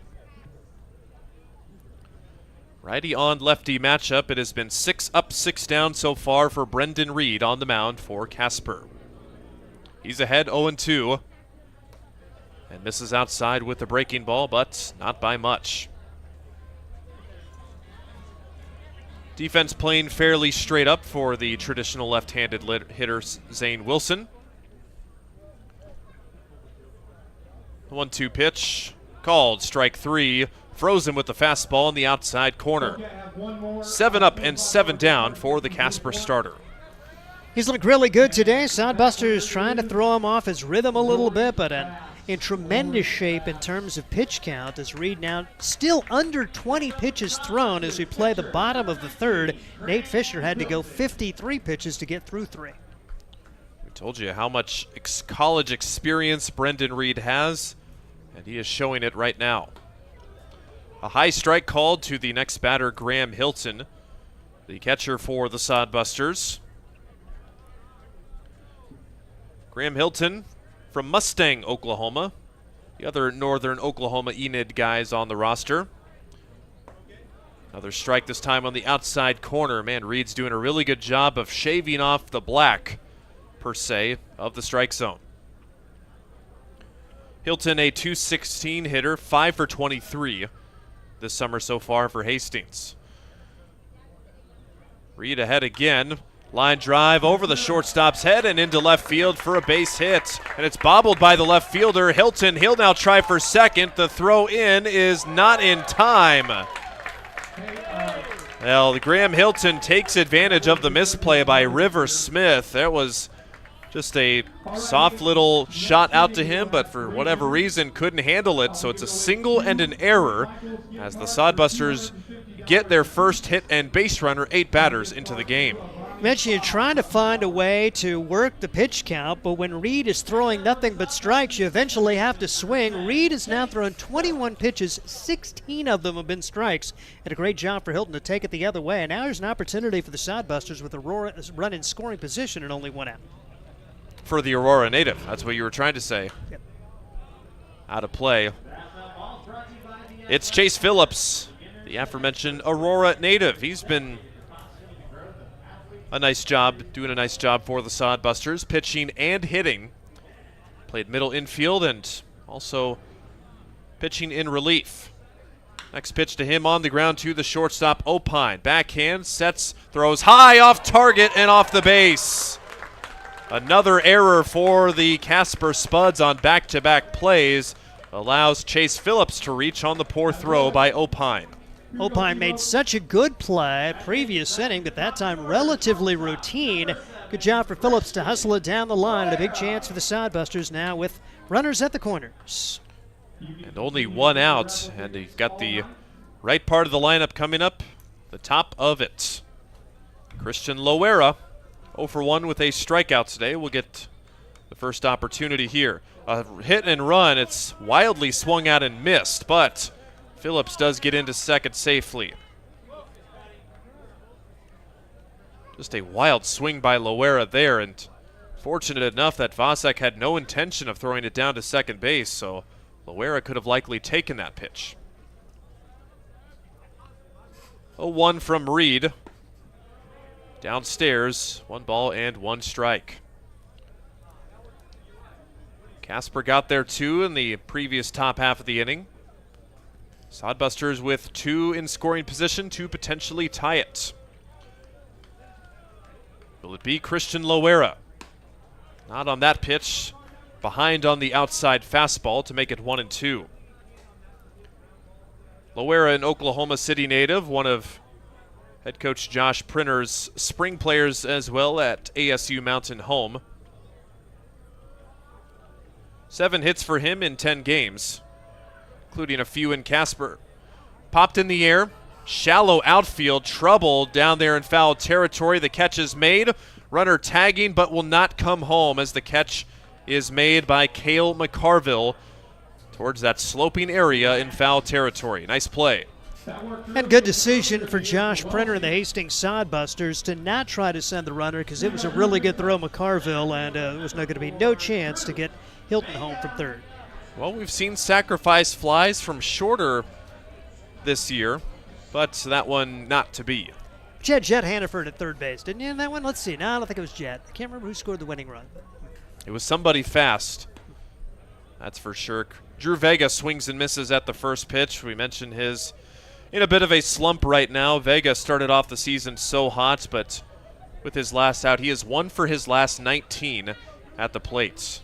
Hitless in the Casper series and had 1 hit against the Prospects in his lone game, but otherwise, since then, not a whole lot working for him. 1 ball and 1 strike from Brendan Reed. Now with 2 outs, Vega will need to find a gap to get a runner home. But Vega watches strike 2 go by right there on the breaking ball. Good arm angle for Reed. He's able to keep the hitters off balance here, mix in that fastball and breaking ball to keep the hitters guessing so far. Trying to finish it off here, the 1-2. Right back up the middle to Reed. Snares it. Underhand toss in time. Nice disappearing act for the Casper starter, stranding 2 runners in scoring position, especially with just 1 out. No score for the Sodbusters in the third. To the fourth we go. Casper up 2-0 at Duncan. Blue Fork Kitchen features elevated comfort food in a family-friendly, fast casual environment. With a full menu, you can sit down for a nice meal or order online for pickup. From salads and wraps to burgers and steaks, Blue Fork Kitchen has your kind of food. Open Tuesday through Thursday, 11 to 9 p.m., and Friday and Saturday, 11 to 10 p.m., with a special brunch buffet Sunday from 9 to 2 p.m. Blue Fork Kitchen is located in the Cimarron Plaza, 38th and Osborne Drive in Hastings. Like them on Facebook. There's nothing like relaxing on a summer day. Nothing like taking in a Hastings Sodbuster baseball game. And there's nothing like an ice-cold Pepsi to make the day perfect. Pepsi Cola of Hastings wants to make your nothing like be the best day it can be, whatever the occasion. Enjoy your favorite refreshing Pepsi product throughout the Sodbuster season and make your nothing like memories. Pepsi Cola of Hastings, a proud sponsor of Hastings Sodbuster Baseball. We welcome you back to Duncan Field, a third of the way through our contest here this evening. So we're just under an hour past game time start. A very healthy crowd here at the Duncan Field stands on a beautiful night here in Hastings. Well, after 3 innings, still Casper 2-0, and the Sodbusters will go with a reliever for the first time today. Nate Fisher finishes his day giving up 2 runs, 3 hits in 3 innings. Cooper Harrell, one of the guys who has seen little playing time on both sides of the ball, but has appeared on both sides of the ball. Pitcher and in the field. Harrell will be on for his 3rd time this season. He appeared in the season opening series against Spearfish and had a tough outing where he walked 5 batters of the 7 he faced, but then against Casper in the opening game of the series back on Monday, had a fairly easy outing. Went 3 up and 3 down with 2 strikeouts in that game. So has a 20.25 ERA, but just that one outlier of a outing for him. So Harrell looks to get back on the horse on his home field. He will go up against 7, 8, and 9 also for the Casper Spuds starting lineup. Caden Wilcox followed by Andrew Witt and Stone Vasek. Cooper Harrell, a lefty from Owasso, Oklahoma, another one of the ASU Mountain Home guys. Pitch just in up high. 1 ball and no strikes. Harrell in his spring season, 3 appearances, only pitched 2 innings. Allowed 3 runs, but walked 8 and struck out 2. That one gets past the catcher back to the screen on the very wild pitch. So one of the guys very likely looking to just find some command is Cooper Harrell.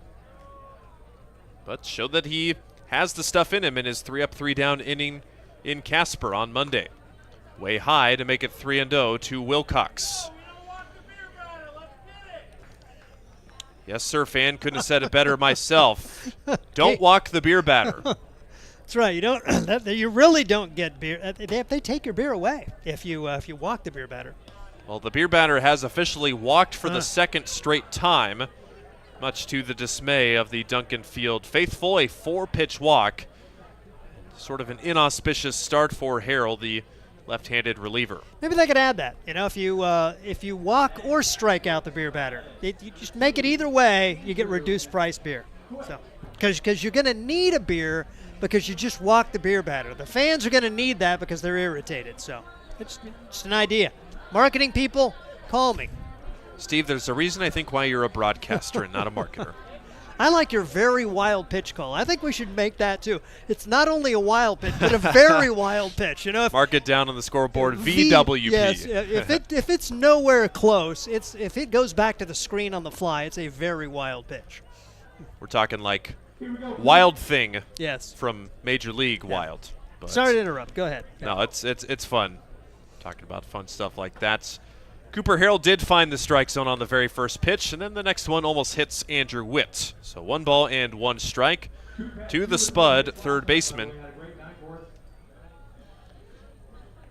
It's 1 ball and 1 strike. Wilcox at first.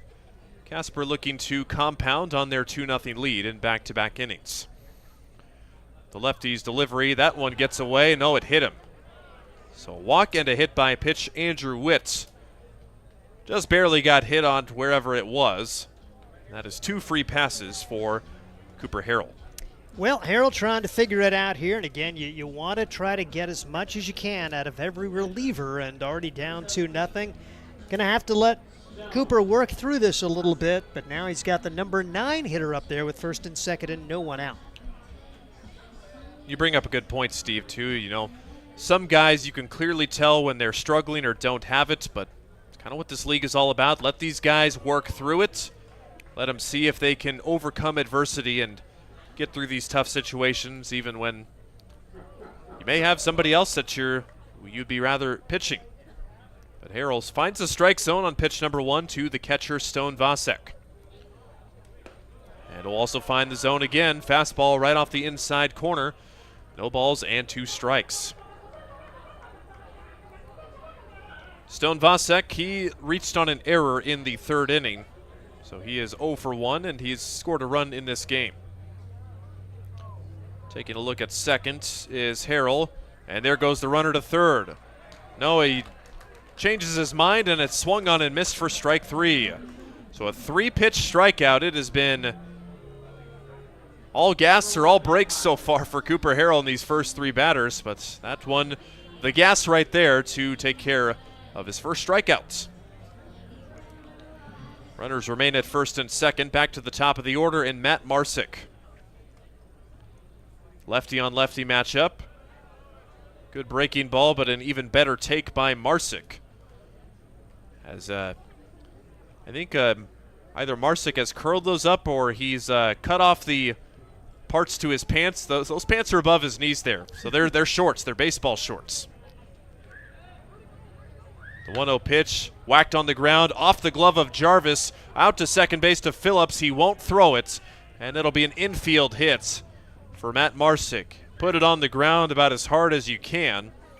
And Jarvis, after making a sparkling play a couple innings ago, not quite able to make that play there, and indeed will be ruled a base hit. Really tough chances for Ryan Jarvis. The Sodbusters nearly scrambled to get an out there. Good hustle over for Chase Phillips. And then a good job for Cooper Harold to cover first, but no chance to get Marsick, who runs well.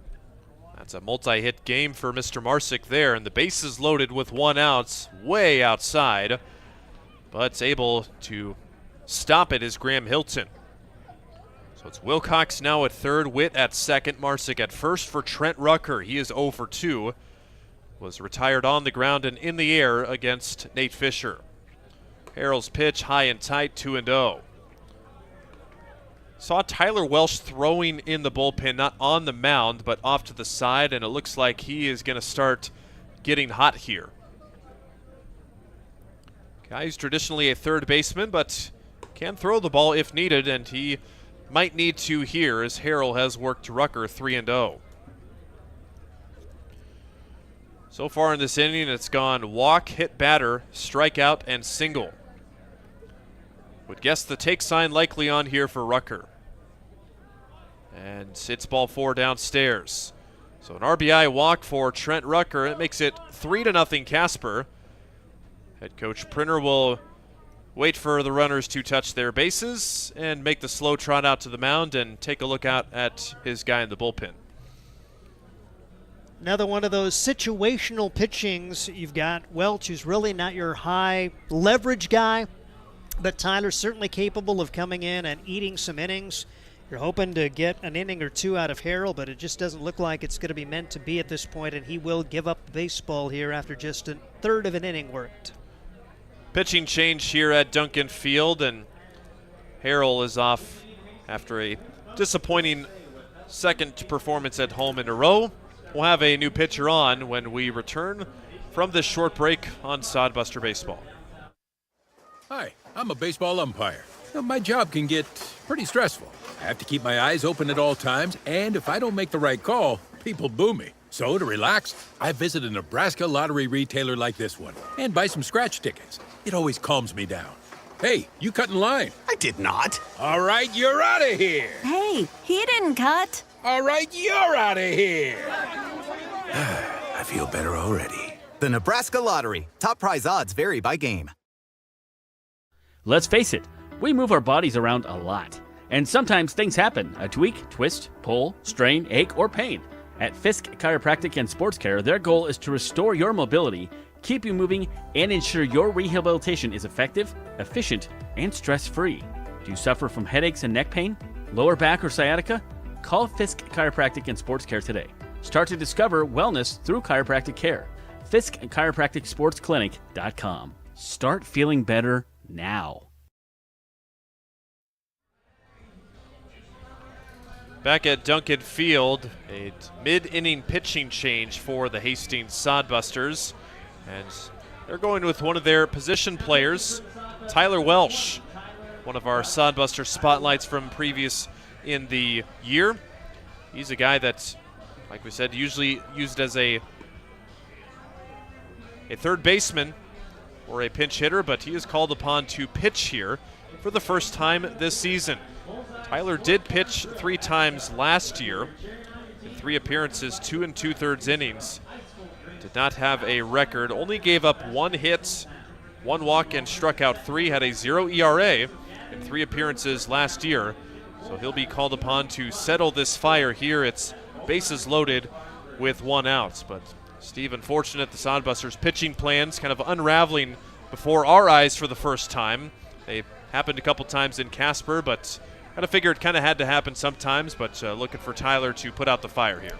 And for Tyler, he pitched 2 2/3 innings last year. You'd love to see him pitch 3 or 4 here today just to eat up some innings. Already in your third pitcher, and you're not through the 4th inning yet, so could really set the stage for a tough pitching decision here over the next 2 days for this Hastings Sodbuster team if Welch can't start eating some outs.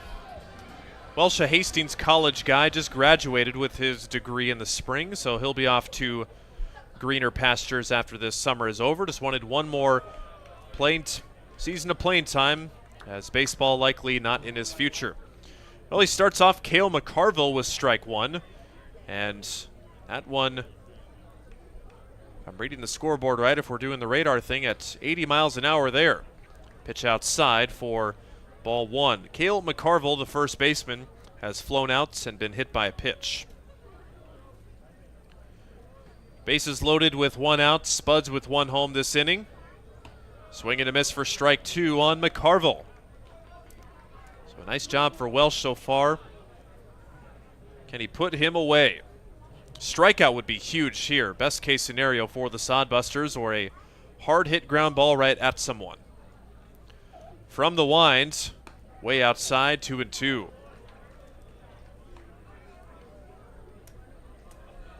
Welsh, a guy who's appeared in just 4 games in the field for the Sodbusters this year, but never on the mound. We've seen him warm up a couple of times in the opening homestand, but never came in.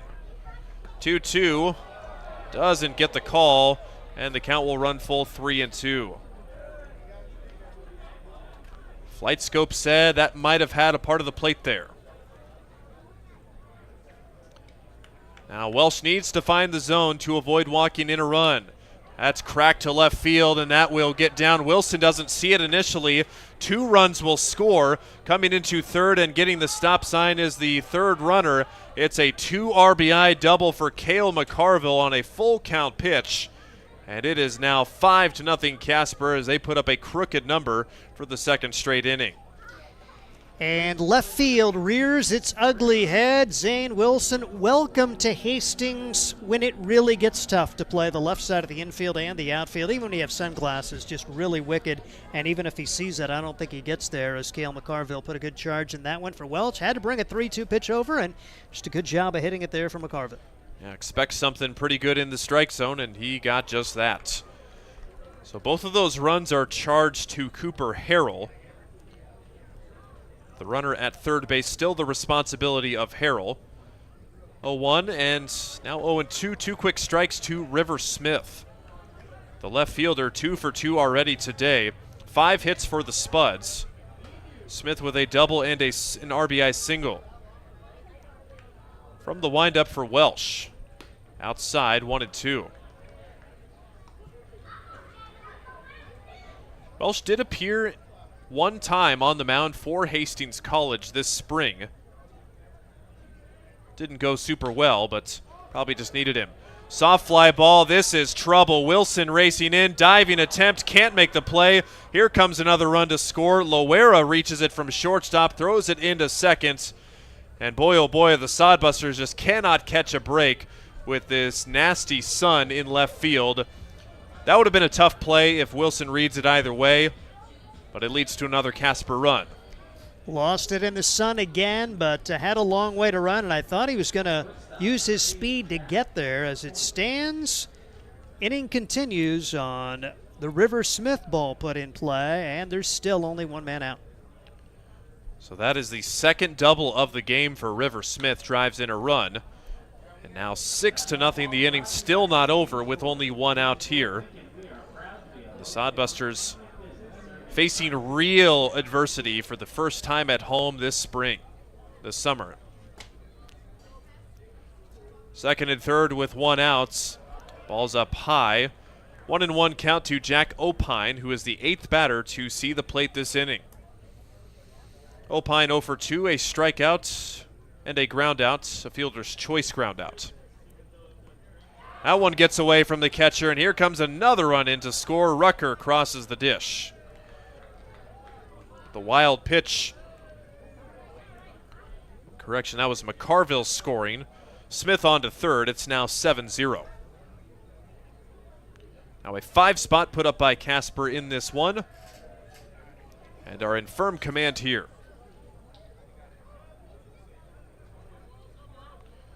Welsh just trying to get these final 2 outs. Fly ball down the right field line over is Kasi. He won't get there in time. A foul ball.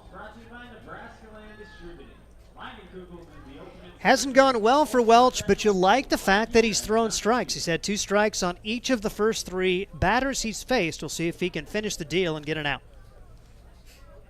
Runner at third, 2 balls and 2 strikes. Welsh from the wind. Doesn't offer there. Good take by Opine to leave that one in the turf. So the count runs full, 3 balls and 2 strikes.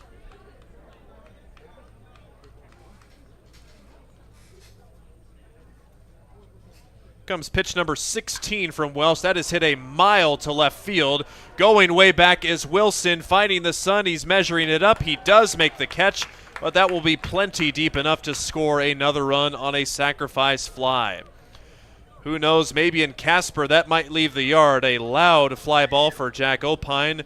He will settle for a sac fly. It's now 8-0, but the base is empty, and hopefully the Sodbusters can use this as an opportunity to reset here. Great job for Wilson. It was not easy on that one either. It is an education out there in left field, and really you can do nothing to prepare for it until you play it, and Wilson is learning on the fly there in left field for the Hastings Sodbusters. So now it's the 9th batter to come to the plate, 6 already home.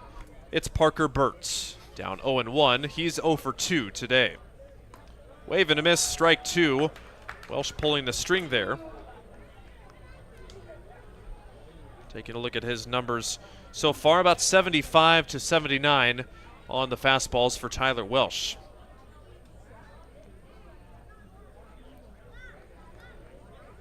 Bird taking his time getting back in the box. His 2 previous at-bats today, he's lined to third and grounded to second. Downstairs on the 0-2 to make it 1-2.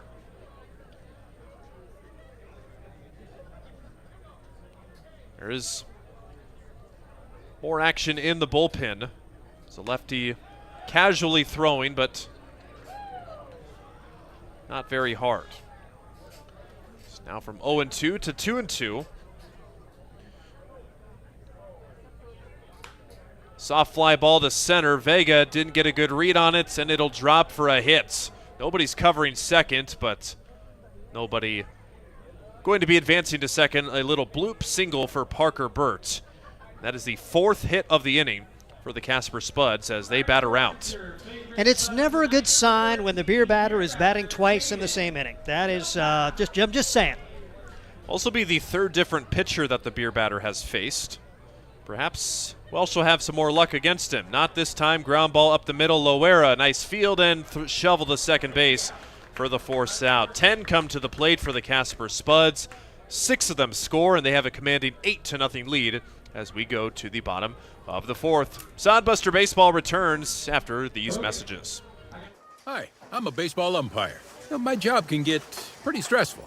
I have to keep my eyes open at all times, and if I don't make the right call, people boo me. So to relax, I visit a Nebraska lottery retailer like this one and buy some scratch tickets. It always calms me down. Hey, you cut in line. I did not. All right, you're out of here. Hey, he didn't cut. All right, you're out of here. I feel better already. The Nebraska Lottery. Top prize odds vary by game. Let's face it, we move our bodies around a lot. And sometimes things happen. A tweak, twist, pull, strain, ache, or pain. At Fisk Chiropractic and Sports Care, their goal is to restore your mobility, keep you moving, and ensure your rehabilitation is effective, efficient, and stress-free. Do you suffer from headaches and neck pain, lower back or sciatica? Call Fisk Chiropractic and Sports Care today. Start to discover wellness through chiropractic care. Fisk Chiropractic Sports Clinic.com. Start feeling better now.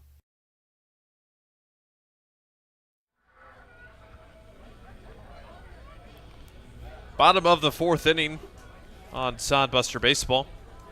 8-0 Casper thanks to a 6-run 4th inning. And the Spuds in firm command here. And back out is their starter, Brendan Reed. And it just kind of depends on the starter here too, but some starters They like to keep the action going and don't have an exact time amount of how long that last inning was, but have to imagine it was closer to the point of 20 minutes. So Brendan Reed's had a 20-minute break.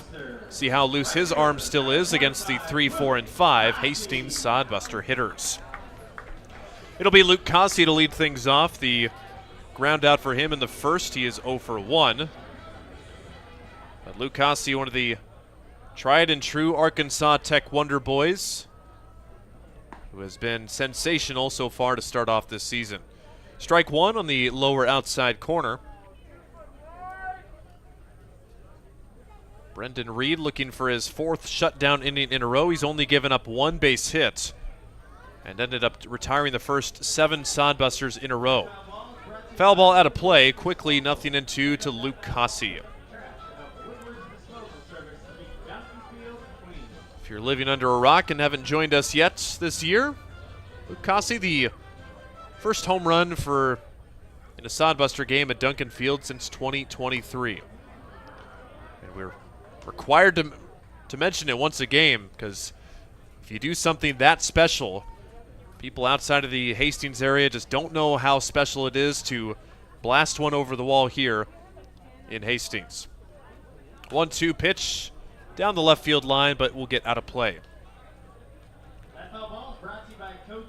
Sodbusters had a prime opportunity in the third to tie the game up back when it was 2-0. I know it seems so long ago, but had second and third with only 1 out.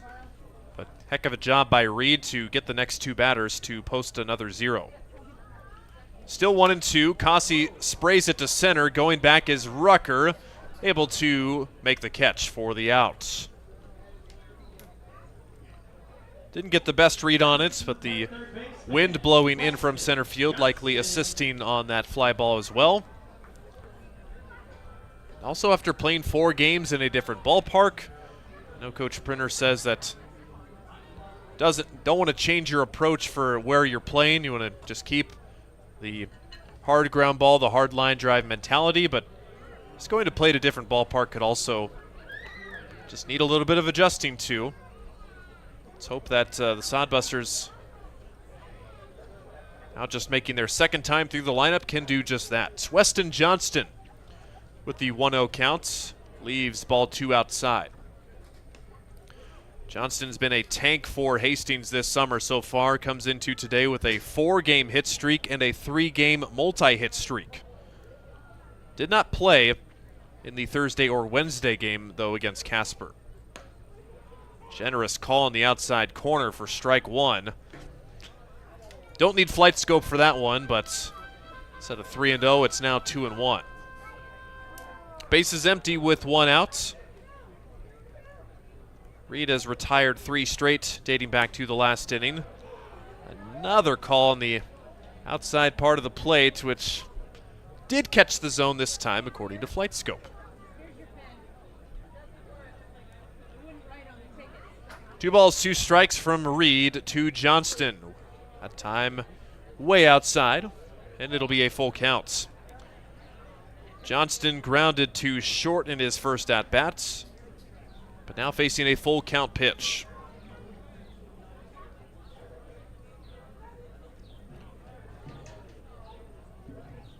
Here is that payoff.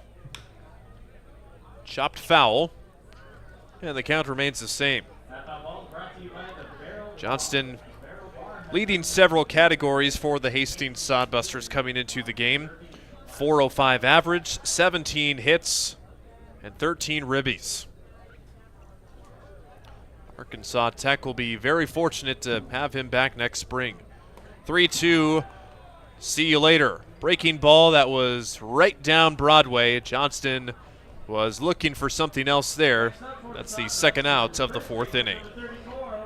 Yeah, if you're looking for positives, that was the first 3-ball count for Brendan Reed. He had really been dominant. He's only thrown 11 balls of his 43 pitches thrown. 3 of them came against Weston Johnston in that at-bat. Well, my goodness, hopefully Hastings can pick up on that and know that, hey, the ball's probably going to be near the zone. Let's be swinging here. There is a first pitch strike to Ryan Jarvis. fan favorites and team favorites for Ryan Jarvis, guy returning for his second season. Awesome parents back in his hometown of Macomb, Michigan. Got to chat with them during the opening season. We're able to come down and see Ryan play. It's an 0-2 count to him, and he swings and misses at the breaking ball. They'll have to throw it down to first. They throw it away, but Jarvis gives himself up, so it's strike 3. Ryan, that ball was not caught. The home plate umpire said that a throw needed to be made to first. Vasek threw it away, but no one picked up on it. So that'll be a strikeout, and the Sodbusters go 3 up and 3 down. They're not looking in it right now. See if they can turn it around in the 5th inning, trailing 8-0 at Duncan. Make your next pit stop at the Coach's Corner. A friendly staff and a deep lineup of snacks. You can find Coach's Corner in North Hastings on Osborne Drive East. More than just a gas station, Coach's Corner is the place to get delicious pizza made fresh for you and your family. Don't take our word for it. It's so good it'll be featured at selected Sodbuster home games this season. For a convenient and clean experience, be sure to check out the new convenience store in North Hastings, Coach's Corner.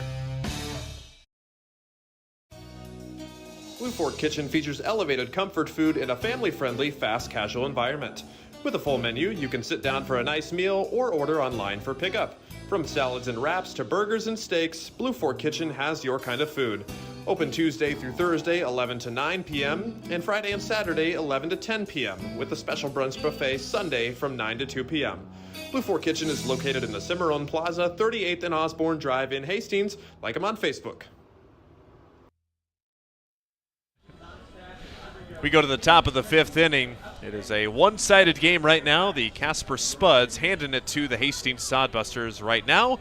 And for the 5th inning, we hand it over to Steve Stein. It'll be 8-9-1 against Tyler Welch. And for Tyler, you may be, say, the sacrificial lamb, but you'd love to get 2 or 3 innings out of Tyler Welch in an 8-0 contest. He did what he needed to do, came in through strikes, but this Casper team put the ball in play and got some hits off him, and a first pitch strike from Tyler Welch. Real struggle for Cooper Harrell in relief today as he threw only 5 strikes and 16 pitches. He gave way to Welch last inning, and Tyler brings that one in, and Andrew Witt fouls it away. Foul ball, strike 2. Witt 0 for 1 in the game. He was hit by a pitch last inning, came around to score 6 runs in the 4th, really opening things up as the pitch is called strike 3. So the first strikeout of the game for Tyler Welch. He hadn't had a strikeout or a walk. Gets the K here for the Hastings Sodbusters. 1 out, nobody on for Stone Vasek. Vasek reached on an error and scored and struck out in his first 2 plate appearances for the Casper Spuds. Hastings 11-2, Casper 8-6 coming into this matchup here at Duncan Field. Tyler Welch brings it home, and that is on the outside corner for strike 1. You're seeing Chris Sintek maybe opening up the zone a little bit in an 8-0 contest, and that, so you better get up there ready to swing. That may have been just off the outside corner. Saw outside corners aplenty in the top half of the inning, or from the bottom half of the last inning. So Hastings Sodbusters and Casper Spuds just maybe wanting to swing the bat a little bit more here when the score opens up like this. 2 quick strikes on Vasek, who fouls the pitch away. Stone batting in the 9th spot in the batting order for the Casper Spuds. 0-2 delivery from Welsh. Just misses outside there. 1 ball and 2 strikes on Vasek. Fort Scott Community College. He's from Houghton, Texas. Fort Scott, home of the Greyhounds. One of those teams from the outstanding junior college conference, the Jayhawk. 1-2 pitch, swung on and missed, and Tyler Welch comes out and gets back-to-back Ks to open the inning. Well, you're almost wondering where were those in the last half of the inning, but it's almost like a relief almost. All right, I'm down 8-0. It almost can't get any worse. I'm just going to go up there and punch the zone, and the Spuds hitters haven't been able to catch up so far. Well, Tyler certainly threw it well when he came in the last half inning. They just hit the ball off him. He had 2 strikes on every batter that he faced, except Caden Wilcox, who was first pitch swinging and grounded into the fielder's choice. 1-0 delivery, and that's a cross for strike. 1-1 the count on Matt Marsick. Marsick, his 4th at bat in 5 innings. He is 2 for 3, an RBI triple, 2 runs scored for Marsick, another one of those guys that seemingly has been playing forever for Casper. 2 balls and a strike on him. Casper's pretty well controlled the series. Hastings went 2-8 against Casper a year ago. 2 years ago, another tough year, 2-7 against the Spuds. Bouncing ball to the left side, base hit. Loera tried to go down and knock it down. It's by his glove, and Marsick has a 3-hit game. He has 3 hits in the last 3 innings. When that happens, it's generally not going well for your team. Well, yeah, and he went 2 for 10 in that 4 games against Hastings, and already one hit past that in the first game here. So he is having himself a day, and all you can do is tip your cap. They have out-hit the Sodbusters 8-1. They lead the game 8-0 now. Runner at first and 2 outs. The pitch fouled back by Trent Rucker. And the count goes to no balls and a strike on Trent. He drew a bases-loaded walk to end the day for Cooper Harrell last inning. He's 0 for 2 in the contest. We're just in the top of the 5th. And Casper already going through the batting order for the 4th time as this pitch drilled to left field. Oh, and no. it is going to be way over the head of the left fielder, Zane Wilson, who came in, never saw it. Extra bases and more. Can Rucker think about 4? He will be held at third. That had the makings of an inside-the-park home run. When an outfielder comes running in and the ball is 20 feet over your head, and Zane Wilson still trying to figure it out in left and has not yet. There's a triple, and it is now 9-0. Just off the sound alone, you could tell just by hearing it that was a sharp line drive, and that's just going to go all the way as an RBI triple there. But you could tell right there, nope, he's not going the right way, and that's tough to recover from. 96 off the bat there.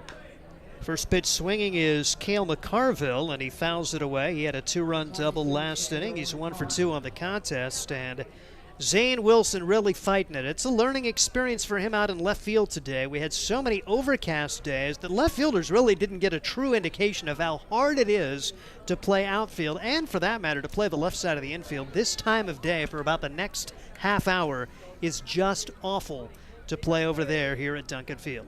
1-1 delivery on the way, and this one is off the fists, but carrying pretty well. Going back as Drew Vega makes the catch out in center field to end the inning, but a run comes home on 2 hits. We head to the bottom half of inning number 5. It's Casper 9, Hastings nothing. This is Sodbuster Baseball. Hastings Sodbusters baseball's in full swing, bringing you another fun-filled summer of high-level collegiate wood bat baseball at historic Duncan Field. A great way to spend a summer evening with your families at a Sodbusters baseball game. Go online to HastingsSodbusters.com for their home game schedule or to purchase tickets. Hastings Sodbusters baseball. It's a hit. Got the spirit of the game. The Hastings Sodbusters. There's nothing like relaxing on a summer day. Nothing like taking in a Hastings Sodbuster baseball game. And there's nothing like an ice-cold Pepsi to make the day perfect. Pepsi Cola of Hastings wants to make your nothing like be the best day it can be, whatever the occasion. Enjoy your favorite refreshing Pepsi product throughout the Sodbuster season and make your nothing like memories. Pepsi Cola of Hastings, a proud sponsor of Hastings Sodbuster Baseball.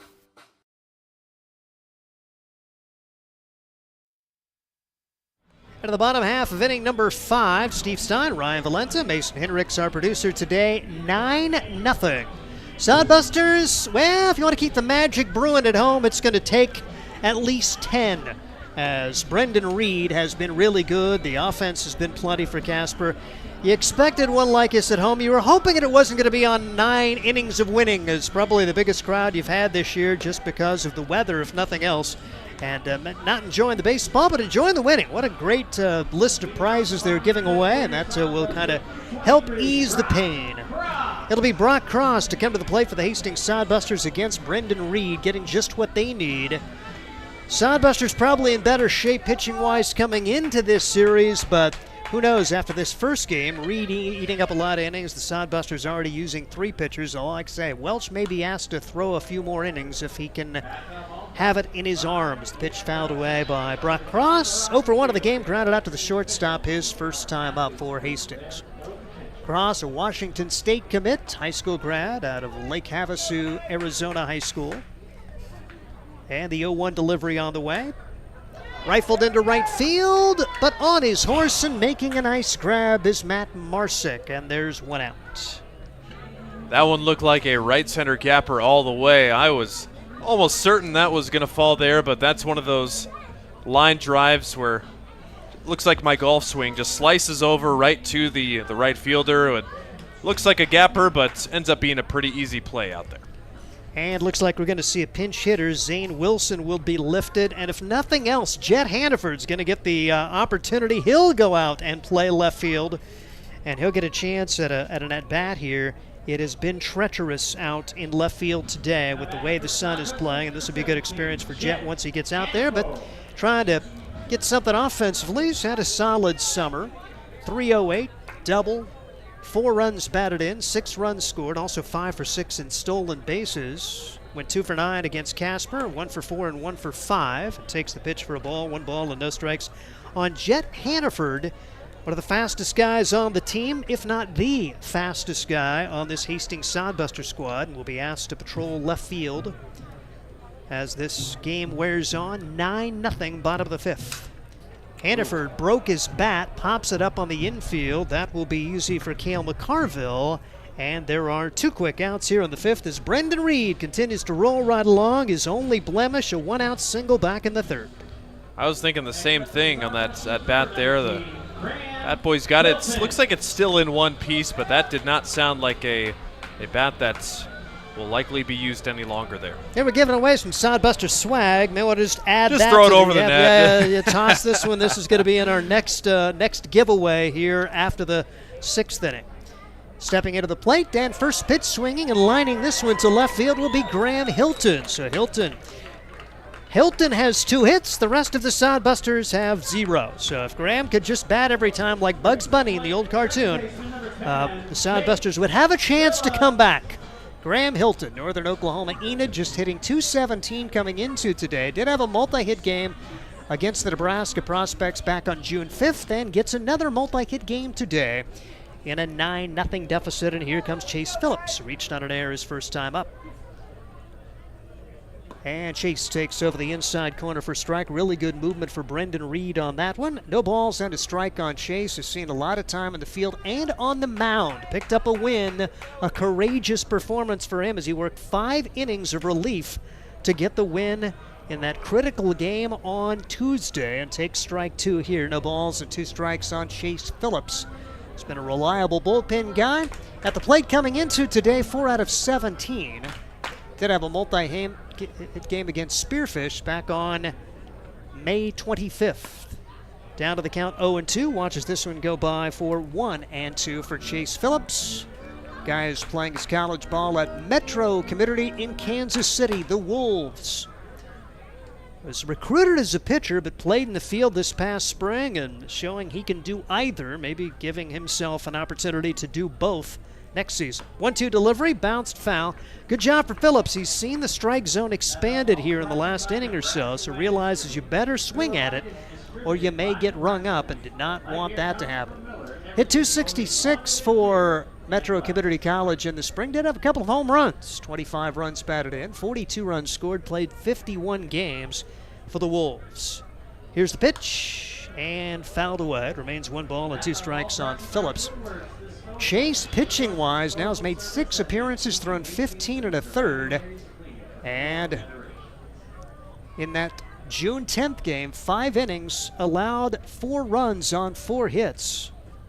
Didn't have his sharpest outing, but kept his team close enough, and that was the game. The Sodbusters scored 7 in the 9th to come back and get the win, 10-6. And it's weird the way baseball works. He's had better outings. He's been close to wins and saves before, and that's the game where he picked up his win. 1-2 pitch on the way. This one is in the turf. It bounces away, and Graham Hilton will take second base. And Phillips, did they say he went around? He did not, and it's now 2 balls and 2 strikes. You saw Phillips dancing around at home plate, ready to run to first, thinking that umpire is going to call the swing. And the field umpire out there, Jake Yeager, it's flip of the coin whether those umpires in that scenario will say that you swung on there. Probably a 50-50 call on the swing. Probably less than 50-50 because Jake Yeager can't see home plate either. He's got his sunglasses on. Bouncing ball to the right side. Second baseman's got it, no problem. Throw to first in time. And the one-out single does not come home to roost for Brendan Reed, who has 5 outstanding innings in the books. 9-0. Casper on top. This is Sodbuster Baseball. Let's face it, we move our bodies around a lot. And sometimes things happen. A tweak, twist, pull, strain, ache, or pain. At Fisk Chiropractic and Sports Care, their goal is to restore your mobility, keep you moving, and ensure your rehabilitation is effective, efficient, and stress-free. Do you suffer from headaches and neck pain, lower back or sciatica? Call Fisk Chiropractic and Sports Care today. Start to discover wellness through chiropractic care. Fisk Chiropractic Sports Clinic.com. Start feeling better now. At Hastings College, we celebrate all the ways you shine. From more than 20 athletic teams to band, choir, theater, and art, plus esports, creative writing, speech, and media. Join in to earn a scholarship and find your people, the friends you'll hang out and have fun with. It's what makes Hastings great. So check out Hastings College, where your experience matters, in the classroom and in the activities you love to do. Visit us at hastings.edu.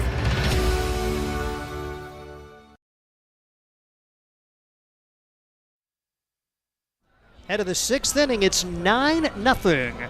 2-6-1 in the last 3 innings for the Spuds as they've opened it up, and we take it back to Ryan Valenta. Well, the Spuds have scored in the past 3 innings, 2 in the 3rd, 6 in the 4th, and 1 in the 5th. And we'll see how Tyler Welsh can fare against the Spuds lineup. Again, we've got plenty of baseball to be played here this weekend. Saturday and Sunday games for the Hastings Sodbusters here against Casper until they can finally play somebody else besides the Spuds.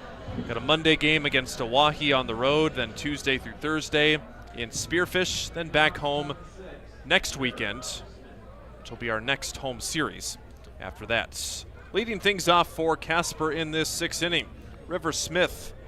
He has had a perfect day so far. He's got 3 of the 9 Casper hits, 2 doubles, and a single. He's also driven in 2 runs. Again, just nothing going right for the Sodbusters here this evening. The sun has been brutal, and speaking of left field, Jet Hannaford is indeed now in left field after he pinch hit for the previous left fielder, Zane Wilson. The count's 2 balls and 1 strike. River Smith 3 for 3 today. They've also got their leadoff hitter 3 for 4 today. That's nubbed down the third base line and foul. So 3 hit games for those 2 guys, and then a hit each for their 2nd, 3rd, and 6th place hitters in the lineup. Their other 4 guys, nothing to show in the hit column. Now the count runs full, 3 balls and 2 strikes. Tyler Welsh still in there for the Hastings Sodbusters. That was his 43rd pitch. Here is the payoff. Got him looking, strike 3. Breaking ball in the outside corner, and Welsh gets the strikeouts for the first out of the 6th inning. Just the second 3-ball count for Welsh. He's just come in and peppered the zone with strikes. You like his approach. Yep, he's given up some runs, but he is trying to find a way to eat outs here and help out this Hastings Sodbuster pitching staff. A little cross up there. Looked like Hilton was expecting breaking ball. Might have got the fastball. Fortunate to get a glove on that. It's always a scary situation, especially with a guy like Welsh. He has some decent velocity. Always want to know what pitch is coming. In the air by Jack Opine, out to right field. It is caught by Luke Cossey. So good start for Welsh, 2 up and 2 down, but that is how the 5th inning started, which ended up leading to a Casper run. Sodbusters will try and deny the Spuds for the first time since the 2nd inning. Yeah, he talked about that cross-up. Could have been really scary. If he didn't get a glove on it, it may have gone right into the chest of Chris Sintek untouched. And down 9-0, that's definitely not going to get you any more calls. No. Well, base is empty. 2 outs for Parker Burt. He has one of the base hits for Casper, which was a single back in the 4th, but 1 for 3 otherwise. Left-handed action is up in the Hastings bullpen. With the local Hastings College guys, Gunnar Pike. Haven't seen him yet in a game this year, but this might be a game where you want to save your main guys for Saturday and Sunday. Let's try and get some of the seldom used guys in the mounds some pitching time here. Well, Welsh has worked at 3-0 to Burt and does find the zone down the middle for strike 1. Shadows all in around the infield, but still playing very much tricks on the outfield. Line shot to center. Vega over to his right, down to Anine. He drops the baseball. Can the sun just go away for the rest of the game? That is what the Sodbusters are wishing right now. Another misplay by a Sodbuster outfielder. E8, a sinking line drive not handled by Drew Vega. Be careful what you wish for, because when you say, will the sun go away, we didn't see the sun for the first 9 home games of the year, and it made a much easier outfield call, but we also didn't like playing in the rain. So it's a darned if you do, darned if you don't. But again, this is great experience for Drew Vega, who wants to play some outfield at Arkansas Tech. He may have to deal with days like this. But now extra pitches thrown by Welch to the beer batter, Caden Wilcox. Well, it actually looks like there will be a pinch hitter. It still will be the beer batter spot in the lineup, but instead, Sean Glatz is going to get a pinch hit opportunity for Wilcox. Glatz has only appeared in 2 games for the Spuds so far this season and is 0 for 2. Glatz, an Avondale, Pennsylvania native, attends college at Wilmington University. Called a strike on the inside corner. The beer batter not yet to be struck out today. The former beer batter Wilcox walked twice and grounded out. Burt at first base after his error. Big swing and a miss for strike 2. In case you're wondering, 5 out of 8 for the beer batter this year. Good stuff. Yeah. Using my alternate scorebook here today, so I don't have that number in there. Steve's got all the numbers over to his right. Can they make it 6 for 9? No, they cannot. Line drive plugs the right center field gap. On his way to third is Burt. Cossey gets it in and will hold the pinch hitter to a double. I think you should give beer to the audience just for the little dance that Glatz did after getting to second base. He did a little hip shake. And, you know, if you're an old-time manager, you say, great hit, but don't ever do that again. Sean Glatz. I'm not sure if he is an interpretive dance major at Wilmington, but yeah, he was happy. That's cool. Well, little known fact, well, maybe known fact. Some guys, that's what they spend practice on. They practice their double celebrations on what they're going to do when they roll into second base with the 2-bagger. So that was a very well rehearsed right there by the pinch hitter. The double dance for Glatz. Well, unfortunately, the Sodbusters are at risk of posting back-to-back innings where they record the first 2 outs but then still allowing a run. It's second and third with 2 outs for Andrew Witt. He pokes it into left field and it falls for a hit, and 2 runs will score. Hannaford overruns it. The runner at second, the second runner took a tumble, Glatz, but he's still able to score. And that is a 2 RBI single and an error by Hannaford as he overran that bloop shot there. Lots of chaos there. Glatz face planted, but he's still able to come in to score. 2 errors for the outfielders here, and that was not sun related. He broke in on it well, but just could not get the glove down. And Casper now with an 11-0 lead. Now this year, for the first time, they are playing with the 10-run rule after 7 innings. So the Sodbusters going to have to find a way to get outs and score a little bit to keep this going past 7. Ground ball to third. That is a fair ball. Johnston knocks it down, guns it over, and it's down the line and an error. Here comes another run in to score. Cossey digs it out of the corner, and Vasek is into second base. Can you say the wheels have fallen off? Yes. And then they got put back on, and then they fell off again. Then they caught on fire. Then they were struck by light. You get the point. Yeah, it's come undone for the Hastings Sodbusters a bit. 2 outs, nobody on, error, double, single, error. There was also an error in the field to an advance runner, and and Tyler Welch has his day end really through no undoing of his own. Pitched pretty well, ate some innings, but is not going to be able to finish this top half of the 6th. Not much else you can do there besides throw it over the zone and see what happens. Going to have our 4th Sodbuster pitcher on in this game when we return from Duncan Field. Let's face it, we move our bodies around a lot. And sometimes things happen. A tweak, twist, pull, strain, ache, or pain. At Fisk Chiropractic and Sports Care, their goal is to restore your mobility, keep you moving, and ensure your rehabilitation is effective, efficient, and stress-free. Do you suffer from headaches and neck pain, lower back, or sciatica? Call Fisk Chiropractic and Sports Care today. Start to discover wellness through chiropractic care. Fisk Chiropractic Sports Clinic.com. Start feeling better now. Blue Fork Kitchen features elevated comfort food in a family-friendly, fast casual environment. With a full menu, you can sit down for a nice meal or order online for pickup. From salads and wraps to burgers and steaks, Blue Fork Kitchen has your kind of food. Open Tuesday through Thursday, 11 to 9 p.m., and Friday and Saturday, 11 to 10 p.m., with a special brunch buffet Sunday from 9 to 2 p.m. Blue Fork Kitchen is located in the Cimarron Plaza, 38th and Osborne Drive in Hastings. Like them on Facebook.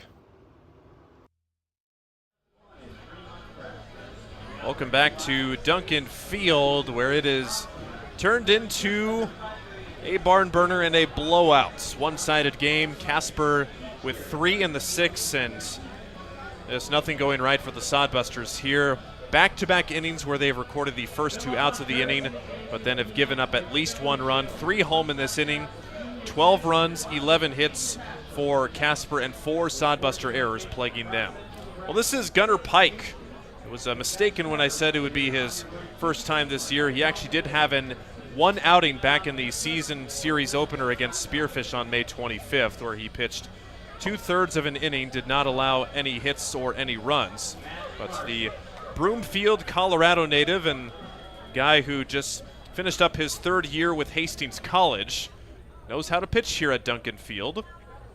We would hope, and was asked to get the final out of this 6th inning. First batter is back to the top of the order in Matt Marsick. It is now the 5th time through the Casper order here. And the Sodbusters, barring the miracle of the Lord here, will likely drop their first contest at home this year. Ball 1 and ball 2 upstairs to Matt Marsick, who is 3 for 4 today. Have you ever seen a pitcher wear sunglasses? No, I have not. Back when I played, I was told that pitchers could not wear sunglasses. But those are obviously some sort of prescribed glasses of some sorts, and it's probably good. You can see that the sun is got a bright spot right on the mound, but I mean, even in my times of umpiring too, I was told kids can't wear sunglasses on the mounds. But there are exceptions in cases of prescriptions and other appearances. Not something you see every day. Marsick with a RBI triple and 2 singles. He's scored 3 runs. A very nice job for him today. 2-2 from Pike. Way high. Look at the stop by Graham Hilton. In his crouching stance, able to hop up there and keep the runner there. Give you a quick inning recap after this 3-2 pitch with 2 outs to Marsick. It's way high for ball 4. So that is a 2-out walk to put first and second. Tyler Welsh, great job to get the first 2 outs on a strikeout and a flyout. And then the first wheel fell off in the error in center field. And the other wheel with the double, RBI single, another error, and then a walk. Has scored 3 runs for the Casper Spuds in this inning alone. Pike finds the zone on the outside corner to make it no balls and 1 strike.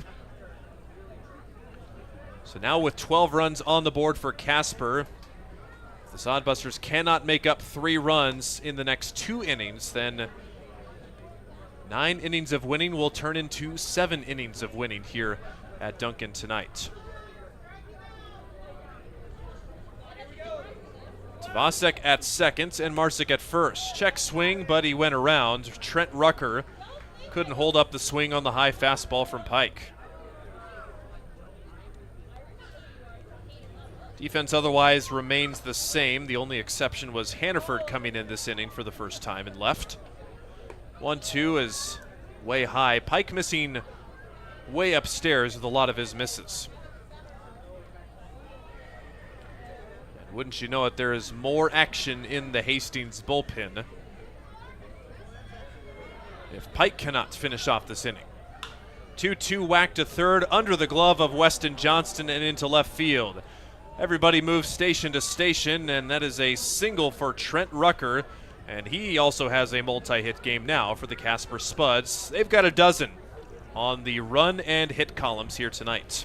And Will Coney, the head coach, you're to the point now you're up by 12, playing station to station. Probably could have scored the run from second there, elected not to, knowing you're going to be coming back and playing these guys tomorrow, and 2 more games. So far, it's been really cordial between the teams, despite the way this game's gone. First pitch to the 9th batter of the inning, Cale McCarville, is upstairs for ball 1. Casper batted around in the 4th inning and scored 6 runs. However, they only have 3 on the scoreboard this inning. Gets the call in the outside corner. 1 ball and 1 strike.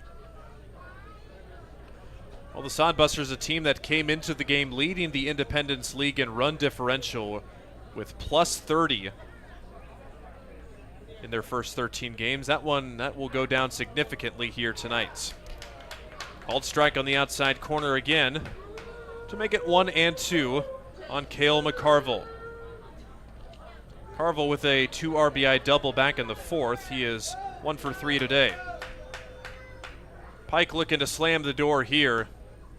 Can't do it on that pitch. He misses high. 2 balls and 2 strikes. And as the superstition goes too, you don't want to waste all your offense on this game. That's right. Got to save some for the next couple of games here in this weekend series. 2-2 pitch, way inside, almost hit him. And now the count will run full with the bases loaded and 2 outs, and Pike needing to find the strike zone to avoid another Casper run. All I can say is 18-2. That's how bad Arizona got beat by North Carolina in the opening round of their Super Regional, and Arizona went to the College World Series after winning the next 2. 3-2, way outside for ball 4. A bases loaded walk. And that brings in the 4th run of the inning. Now a baker's dozen for the Casper Spuds, and Hastings just does not have an answer in any part of this game right now. Well, you talk about it, they had a 30-run differential, 17 more. See how it goes. Let's just get it out. That would be beneficial here. They'll get a strike on the first pitch, as Casper has now batted around for the 2nd time this game. River Smith is up here for the 2nd time this inning, but is facing a different pitcher. He struck out against Welsh to lead this frame off. High for ball 1. Bases loaded of Spuds. It's Marsick at 3rd, Rucker at 2nd, and McCarville at 1st. This is the 4th batter that Gunnar Pike has faced. Check swing, didn't mean to, but fouls it off to the netting over by the Sodbuster dugout. Duncan Field is historic, you love it, but when they put it where they did, nobody thought about this time. Gunnar Pike, even with the sunglasses, shielding his face with his glove so he can see the catcher. It's treacherous to play in the field right now.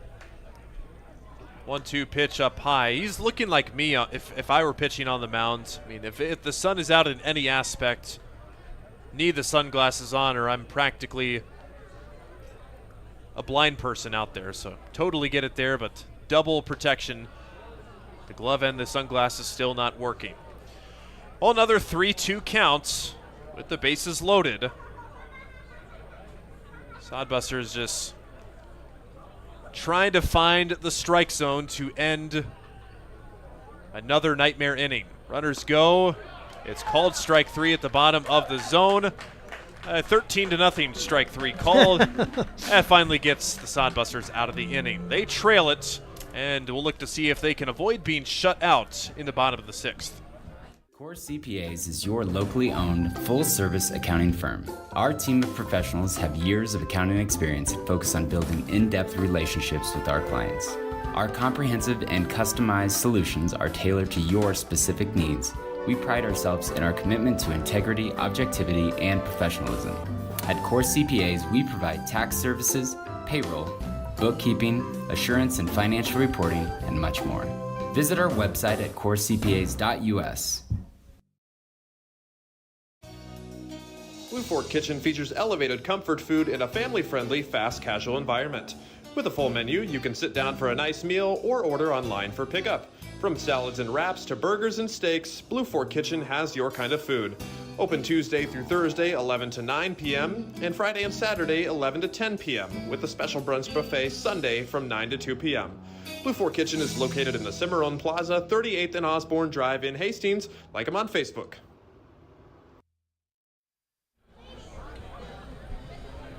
Well, a goal the rest of the way for the Hastings Sodbusters as they trail it 13-0, get something on that run part of the scoreboard. It is, runs are contagious, and we have seen that with Casper. Remember, Steve, when it was 0-0 after the second inning? Not hardly. It's been a while. Yeah. No, I don't think that was almost like a Mandela effect. Yes, it did really happen, but it was a very long time ago. We're now at 8:25 Central Time, just about 2 hours of game time, and unless the Sodbusters can figure out the Casper starting pitcher Brendan Reed on the mound, it is set to be a short game here this evening. Again, 10-run rule after 7 innings in effect, the first time the Independence League has put that into effect, but to prevent those games from being 22-5 games and guys just running out of pitching. So yes, you want to get the game going as long as you can, but in a business sense, it definitely makes sense. Called strike on the outside corner to the first batter of the inning, Christian Loera, who doesn't agree with the call and gives a look back at home plate umpire Chris Sintek. But this game out of hand right now, and it's just every little thing that goes against you, you almost take it personally. Another call on the outside corner that Loera doesn't like. And Chris Sintek may respond that it's 13-0, boys. Swing the bat. Well, according to Flight Scope, both of those pitches were perfectly placed on the black of the strike zone. Fastball is outside. That one. Connor next door sarcastically giving me that was outside. Yes, that was outside. Connor, our guy who runs a Flight Scope over there, lets us know what it tells us after every pitch. Here's the 1-2. Chopper back to the pitcher, Reed. Underhand toss over to first. Loera still hustling down the first base line. Good to see, but another batter retired. For reference, that Casper is in the middle of their 5th time through the lineup. The Sodbusters just started their 3rd time through the lineup here tonight. You mentioned Loera running, and that's something you can look to after the game because that hasn't always been the case in this contest. And Josh Printer maybe will point that out in terms of the way you go about it. And Loera respecting the game by trying to hustle it down. Yeah, the Sodbusters are 11-2, best record in the Independence League, but I mean, it has been pretty much, for lack of a better term, pretty much sunshine and rainbows so far. You have to go through these spells to know that, I mean, there is tough competition we're going to be facing, and it is not just going to be a walk in the park for most games. It's almost good that the Sodbusters are going through this, especially in the first game of the series, to hopefully provide a wake-up call from this punch here. Another comebacker to the pitcher as Drew Vega grounds out on the 0-2 pitch. And Vega really scuffling now and dating back several games. He is now 2 for his last 32 at the plate after starting off the season with 4 straight hits in the game. It's a challenge for this Hastings team. You mentioned it, and they've done a great job, and I give Printer a lot of credit. Lost first game of the series in Casper, came back to win. Lost the 3rd game of the series, came back to win. Going to be facing that tomorrow, and they've done a really good job mentally in bouncing back, and they'll have to do it again tomorrow. I think at this point it is safe to look forward to tomorrow. Down 13 with potentially only 4 outs remaining.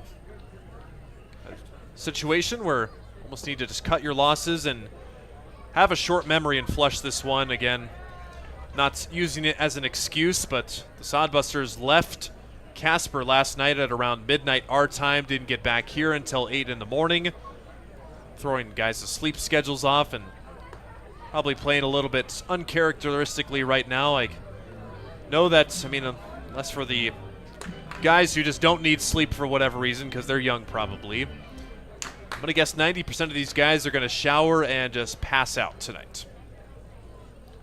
2-1 is called a strike on the outside corner. It's Luke Cossey trying to get some sort of a rally started. Only base runners for Hastings this evening have been 2 singles by Graham Hilton and reaching on an error by Chase Phillips. Everyone else has been retired.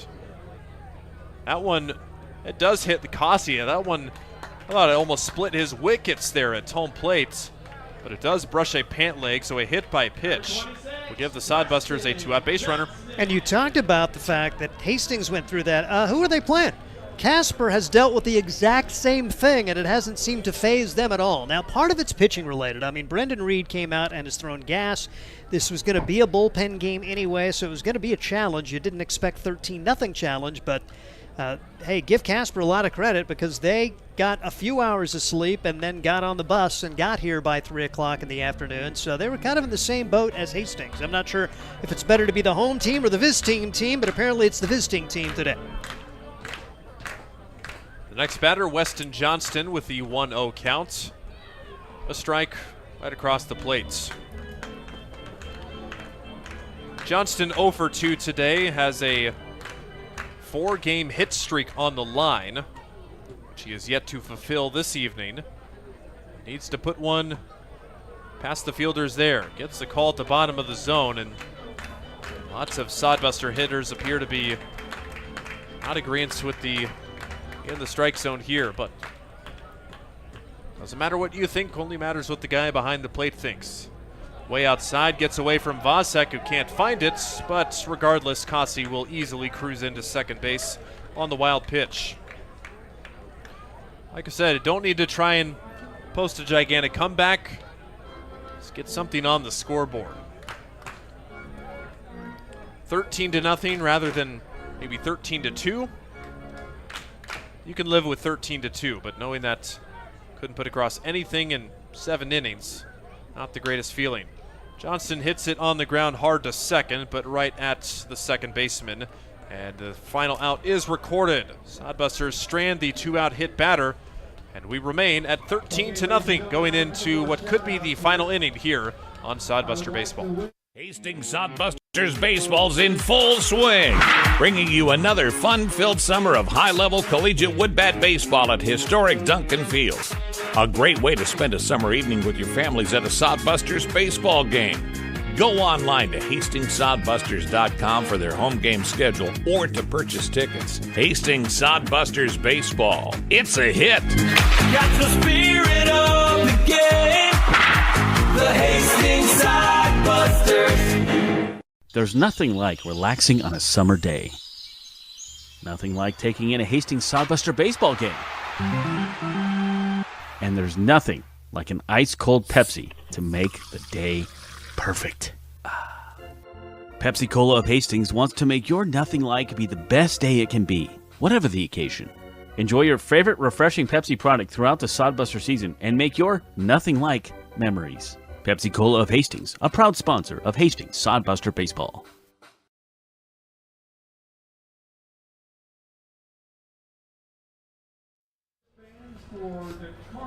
The top of the 7th inning here on Sodbuster Baseball. Continuing to give away more prizes here in the biggest giveaway nights. I mean, we have had a crazy amount of prizes. $250 gift cards to Gary Michaels Clothiers. I believe they just gave away a Nintendo Switch. So just shows you all the kind of the promotions that Duncan Field offers. This is definitely the biggest one of the night. So if you're here in the area and you're not here, then not much else to say, but other than too bad, so sad. You're missing out on some great prizes tonight. But Sodbusters will try and get what could be the final 3 outs of the 7th inning with a brand new arm for the team this season. This is Elijah Thomas, a left-handed pitcher from Rodeo, California, a guy who is just finished up his freshman season at Contra Costa College out in Cali. The mascot is their Comets. They had a tough season. Their team went 3-31 in their spring season. But Elijah Thomas, a chance to just get some innings down here for the Hastings Sodbusters. Likely, perhaps his only inning. To lead things off for the Casper Spuds, lining it into right field, is Jack Opine, but it is right at Luke Cossey. 2 pitches for the first out for Elijah Thomas. And the official pronunciation is, according to the internet, Contra Costa, and in Spanish that means opposite coast. All right. So probably East Coasters named that when they went to the West Coast, opposite coast. There you go. There's your trivia for this 7th inning in a 13-0 game. Maybe it might what the Americans call it, but if you're saying it in Spanish, I think you would say it Costa, because okay. I don't think they have a short O sound, Costa. I could be totally wrong here, so you know what? Scratch that. But I believe the internet. Well, I was going to say, it's got this computer voice thing saying it. We could play that back on the air. Does it sound Spanish? Let's see. We'll see if I can get this queued up here. Contra Costa? Okay. It's just not very loud. Yeah. Yep, Contra Costa, loud and clear there. Yeah, right. Elijah Thomas from there, and had 8 appearances for the Comets this season. And 16 innings, gave up 38 runs, 16 walks, and 6 strikeouts. Also saw some time at the plate as well. Contra Costa. There We'll see. Yeah. Contra Costa. But she's been wrong before. Ground ball by the pinch hitter to first base. Cody Clausius feeds Thomas covering. Hey, pitcher fielding his position. Looking pretty good while doing it, too. The pinch hitter, Cody Clausius, is retired for the first out. For the second out, rather, of the 7th inning. Again, looking ahead to the bottom of the 7th, the Sodbusters need 4 runs to keep this game going to avoid being run-ruled for the first time this season.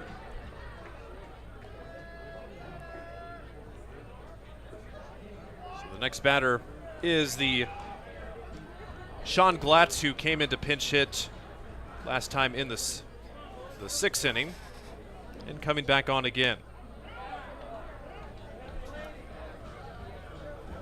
Sodbuster fans are hoping that he will offer at a strikeout, as he has assumed the title of beer batter. Correction, he doubled last time, did Glatz. Just looking at the last batter there.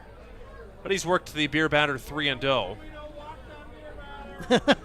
Same Don't guy. walk the beer batter. Don't walk the beer batter. Beer And if batter. they haven't given away reduced price alcohol today, I don't know when you ever need to. That's it. Thomas does find the zone on the 3-1 pitch. 13-0 your score. 12 hits for the Spuds, just 2 hits for the Busters. 3-1 fouled back to the screen. Good job by Thomas to work it back from 3-0 now to 3-2. If there is one bright spot about this evening tonight, the beer batter striking out might be it. The wind from Thomas. Yes, he got him looking. A beer batter strikeout. The fans with a thunderous applause as Glatz goes down. Reduced price adult beverages here at Duncan Field for the next, hopefully, well, more than 1 inning, but the Sodbusters will need 4 as we go to the 7th. 13-zip Casper. Core CPAs is your locally owned, full-service accounting firm. Our team of professionals have years of accounting experience and focus on building in-depth relationships with our clients. Our comprehensive and customized solutions are tailored to your specific needs. We pride ourselves in our commitment to integrity, objectivity, and professionalism. At Core CPAs, we provide tax services, payroll, bookkeeping, assurance and financial reporting, and much more. Visit our website at corecpas.us. At Hastings College, we celebrate all the ways you shine. From more than 20 athletic teams to band, choir, theater, and art, plus esports, creative writing, speech, and media. Join in to earn a scholarship and find your people, the friends you'll hang out and have fun with. It's what makes Hastings great. So check out Hastings College, where your experience matters, in the classroom and in the activities you love to do. Visit us at hastings.edu.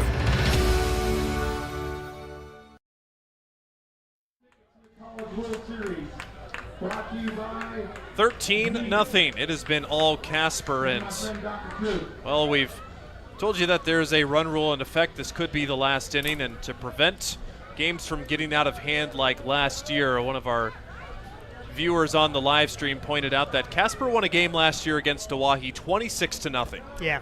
So this is a prime reason of exactly why that run rule is in effect this year, and I like it. It's 10 runs. You know, like high school softball has like 10 runs or 12 runs, 10 runs, and then 8 runs. No, just a nice 10 runs after 7 innings seems fair. Ryan Jarvis flips the bat as he flips a single into left field for a leadoff base hit. First pitch swinging, and Ryan Jarvis will have his first hit of the night and just the third Sodbuster hit of the evening. And if you think Sodbusters can't score 4 in an inning, they put up 7 in the ninth against this Casper squad. But from a saving pitching opportunity, I mean, it's not the worst thing in the world, but you'd love to get a couple right here just to see you can. You mentioned that earlier. Get a little momentum, build momentum for tomorrow if that's such a thing. Now Brock Cross comes to the plate for the Hastings Sodbusters. 0 for 2 today. Looking for his first base hit. Takes a called strike on the inside corner. Cross, a guy who was the hero in that miraculous comeback win on Tuesday. He had the go-ahead 3 RBI double to give the Sodbusters the lead in that 9th inning, 7-6, before they ended up tacking on 3 more runs. Cross, he can hit it. Takes a called strike on the inside corner to make it 1 ball and 2 strikes. Brock Cross coming into today's game with a 200 average, 5 for 25. Pair of doubles, 6 runs, batted in, and his senior season at Lake Havasu High School, he was dominant on both sides of the ball. Reaches out and sprays the foul ball out of play. 7 home runs in his senior season at Havasu. He had a total of 19 home runs as a high schooler. Mark that is not surpassed by almost anyone. Check swing, and the ball in the turf did not go. Check out to Jake Yeager, the field umpire, who says no swing. Cross staying alive. So the single by Ryan Jarvis, he was the first person not named Graham Hilton to get a hit today. Cross trying to keep the line moving and put some pressure. Cross loses the bat and almost hits the on-deck hitter Jet Hannaford. Fortunately, it doesn't quite hit him, and that was one where he just lost control of the bat. Didn't quite break it.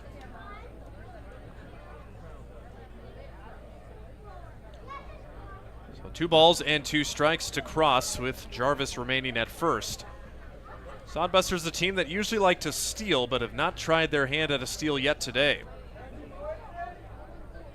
2-2, that's a single into right field the other way. Jarvis stops at second, and there's the base hit for Brock Cross. Sodbusters with some life here in the 7th inning, as they have doubled their hit total in 2 batters. Ladies and gentlemen, the potential game-continuing run is on deck. Wishful thinking, Steve. When that is the highlight, it's been a tough night at the Bullyard. Well, like we said, like they did on Tuesday, the Sodbusters down by 3. They needed 3 runs down to their final 3 outs, and they got 7. You just never know. 13, just maybe to get 17 then. You know, there's a lot of symmetry there. Never know in summer baseball. Right. But at least maybe you want to get to the relievers here. Brendan Reed still out for the Spuds. He has pitched the entire game for them so far. Outside on the pitch to Jet Hannaford, up for his second at-bat. He pinch hit for Zane Wilson back his last time up in the 5th.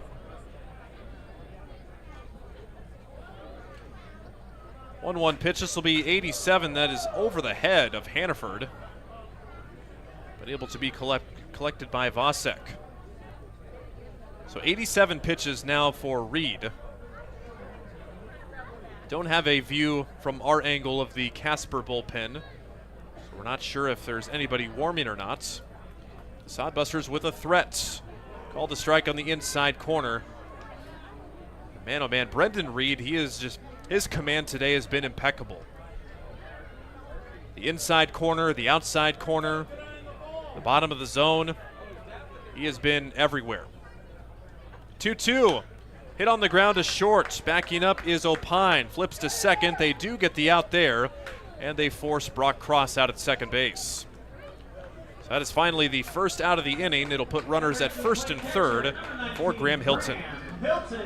Here comes Mr. Offense. See if he can get a 3-hit game for this Hastings team and bring home the first run of the contest for Hastings. You'd hope anything into the medium outfield could score Jarvis from third base.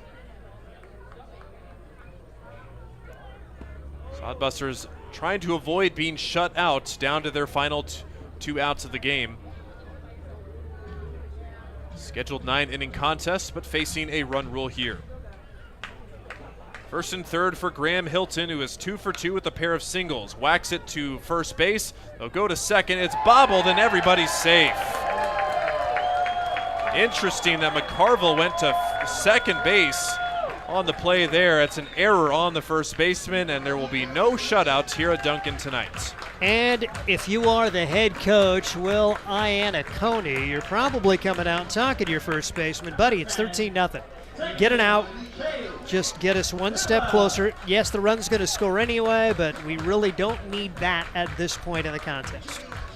Jarvis broke from third base right after the ball was hit, which was not very hard hit by Hilton. I think that also made up his mind, did McCarville at first base, to not throw it potentially home.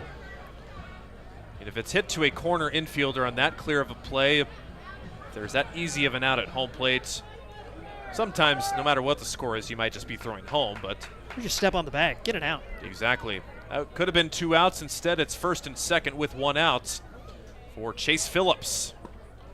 Watches strike 1 go by for a 0-1 count. Ladies and gentlemen, the potential game continuing run is at the plate. Creeping closer and closer to playing an 8th inning here. 0-1 from Reed. Wave and a miss. Phillips down 0-2. So an error ruled on the last play by the Spuds. That is their 3rd error. The Sodbusters have 4 errors. Phillips trying to keep it going. He is called out on strikes on a high breaking ball. 3 pitches and the strikeouts for Brendan Reed. Sodbusters down to their final out here in this contest. Graham Hilton will be given an RBI, put it in play on that first base side. Fielder's choice as he reaches, so he is actually credited with a run batted in as the Sodbusters trail at 13-1. Fielder's choice and an error on that play. But good to have an RBI in the hit, or the stat column there. Christian Loera, potentially the final hope for the Hastings Sodbusters. They're able to get a run to avoid the goose egg on the scoreboard. Loera grounded to the left side, and it's off the glove of the shortstop, and here comes another run home. Loera with an infield single, and that ends up scoring Hannaford from second base to make it 13-2. Good job for Loera to put it in play. Opine showing pretty good range, but just couldn't quite get there, and Hastings continues to scuffle. And ladies and gentlemen, the potential game continuing runs are on base. Spuds fans, are you sweating yet? Because you better be. And if you're, Printer, yes, you want to keep them scoring, but then as you think about your pitching staff, is it the worst thing to get run ruled? That's, you're kind of darned if you do, darned if you don't at this point. Unless you're going to come back and win it 14-13. You know, that's usually a point where I like to say crazier things have happened, but I don't think Not much. I don't think a crazier thing like that has happened. Not many crazier things have happened. I mean, you see 7, 8-run comebacks in the major league sometimes, but 13-run comebacks, you might have to dig pretty deep to find something of that instance. At the plate, Drew Vega, he'd love to get in on this hit fun. Sodbusters with 3 hits in this inning. That last one indeed ruled an infield single. Vega sprays it out of play, 1-2, and the Sodbusters are down to their last strike. Drew Vega 0 for 3 today, trying to snap out of a nasty slump here in this first half of the season. But Brendan Reed trying to close it out. High chopper up the middle. It's fielded by the second baseman and throws over to first, and it's in time for the out just by a step, and that is going to do it in this ball game. 13-2 the final. Casper lands the knockout blow as the Sodbusters go down in run rule fashion, just their 3rd loss of the year, and all to the Casper Spuds. In 5 games, these teams have alternated wins and losses, and they will go for their 2nd game of the series tomorrow night. 13-2 is the final, as we will be right back to have more post-game coverage. We'll tell you final numbers, and hopefully get to have a chat with our head coach, Josh Printer, after the break on Sodbuster Baseball. Hi, I'm a baseball umpire. Now, my job can get pretty stressful. I have to keep my eyes open at all times, and if I don't make the right call, people boo me. So to relax, I visit a Nebraska lottery retailer like this one and buy some scratch tickets. It always calms me down. Hey, you cut in line. I did not. All right, you're out of here. Hey, he didn't cut. All right, you're out of here. I feel better already. The Nebraska Lottery. Top prize odds vary by game. There's nothing like relaxing on a summer day. Nothing like taking in a Hastings Sodbuster baseball game. And there's nothing like an ice-cold Pepsi to make the day perfect. Pepsi Cola of Hastings wants to make your nothing like be the best day it can be, whatever the occasion. Enjoy your favorite refreshing Pepsi product throughout the Sodbuster season and make your nothing like memories. Pepsi Cola of Hastings, a proud sponsor of Hastings Sodbuster Baseball. Hastings Sodbusters baseball's in full swing, bringing you another fun-filled summer of high-level collegiate wood bat baseball at historic Duncan Field. A great way to spend a summer evening with your families at a Sodbusters baseball game. Go online to HastingsSodbusters.com for their home game schedule or to purchase tickets. Hastings Sodbusters baseball. It's a hit. Got the spirit of the game. The Hastings Sodbusters. Tough day for the Hastings Sodbusters as they fall by a score of 13-2. Steve Stein, Ryan Valenta, Mason Hinrichs, our producer today, as 0-0 through the first 2, but then the Spuds would score the next 4 innings, 2, 6, 1, and 4. Batted around twice during that span. Sodbusters going to go to a bullpen game today, and it just was not meant to be, as trouble finding the strike zone, errors in the outfield, and very uncharacteristic for what we've seen in the early part of the season, but one of those days, Ryan Valenta. It was, like we said, bound to happen sometime. Nate Fisher got the start for Hastings, and it's a pretty courageous effort for him. Hadn't thrown longer than an inning or 26 pitches in the season so far. He goes for 3 innings, 53 pitches. Just gives up the 2 runs, and yeah, 2-0 game after 3 innings, very manageable. But the next reliever they brought on, Cooper Harrell, spiraled out of control with a couple of walks, a hit, and a hit batter for him. To really got the Spuds lineup going. 6 runs in the 4th, and once you get down 8-0, that's hard to come by. But credit the Spuds, as we know no lead is safe in Summer League Baseball. They kept their foot on the gas pedal and kept piling the runs on. And man, oh man, the sun, like we've mentioned so many times, did not do the Sodbusters any favors. Costly errors out there, largely due to Mother Nature. Those games are going to happen, but sun's likely going to be there for probably the rest of the season. Looked at the forecast in between innings, and looks like pretty much not much but 80 and 90 degree days from here on out, and likely very clear skies in those games. So it sucks, but something they're just going to have to adjust to. But like we said, hopefully this is a wake-up call for the Sodbusters. Hey, this is how tough other teams are going to be. If we're going to be one of those teams in the playoffs, we're going to have to prepare for games like these. And what can they do differently to avoid having blowout losses like this again? And it's fascinating just watching Josh Printer, his body language. Okay, is it going to be a, hey, we'll go get him next time? You know, do you build him up? Is this one of those build him up or kind of rip into him? Just by the body language, if nothing else, it's a let's give it to him a little bit. Because you mentioned the fact, okay, yes, there's a lot of excuses because we didn't get done playing until 11:30 Central Time. We spent 8 hours on the bus, which is a great excuse, except those guys in the other dugout did the exact same thing, and they came out and kind of took it to you. And yeah, we're doing a bullpen game, but that doesn't mean when the ball's dropped on the third strike that you don't run to first. That doesn't mean that you don't make adjustments in the outfield when the ball's hit to you. And so I think there's a little bit of coaching going on right now for Josh Printer about the expectations of the way to play, regardless of your record, regardless of the conditions.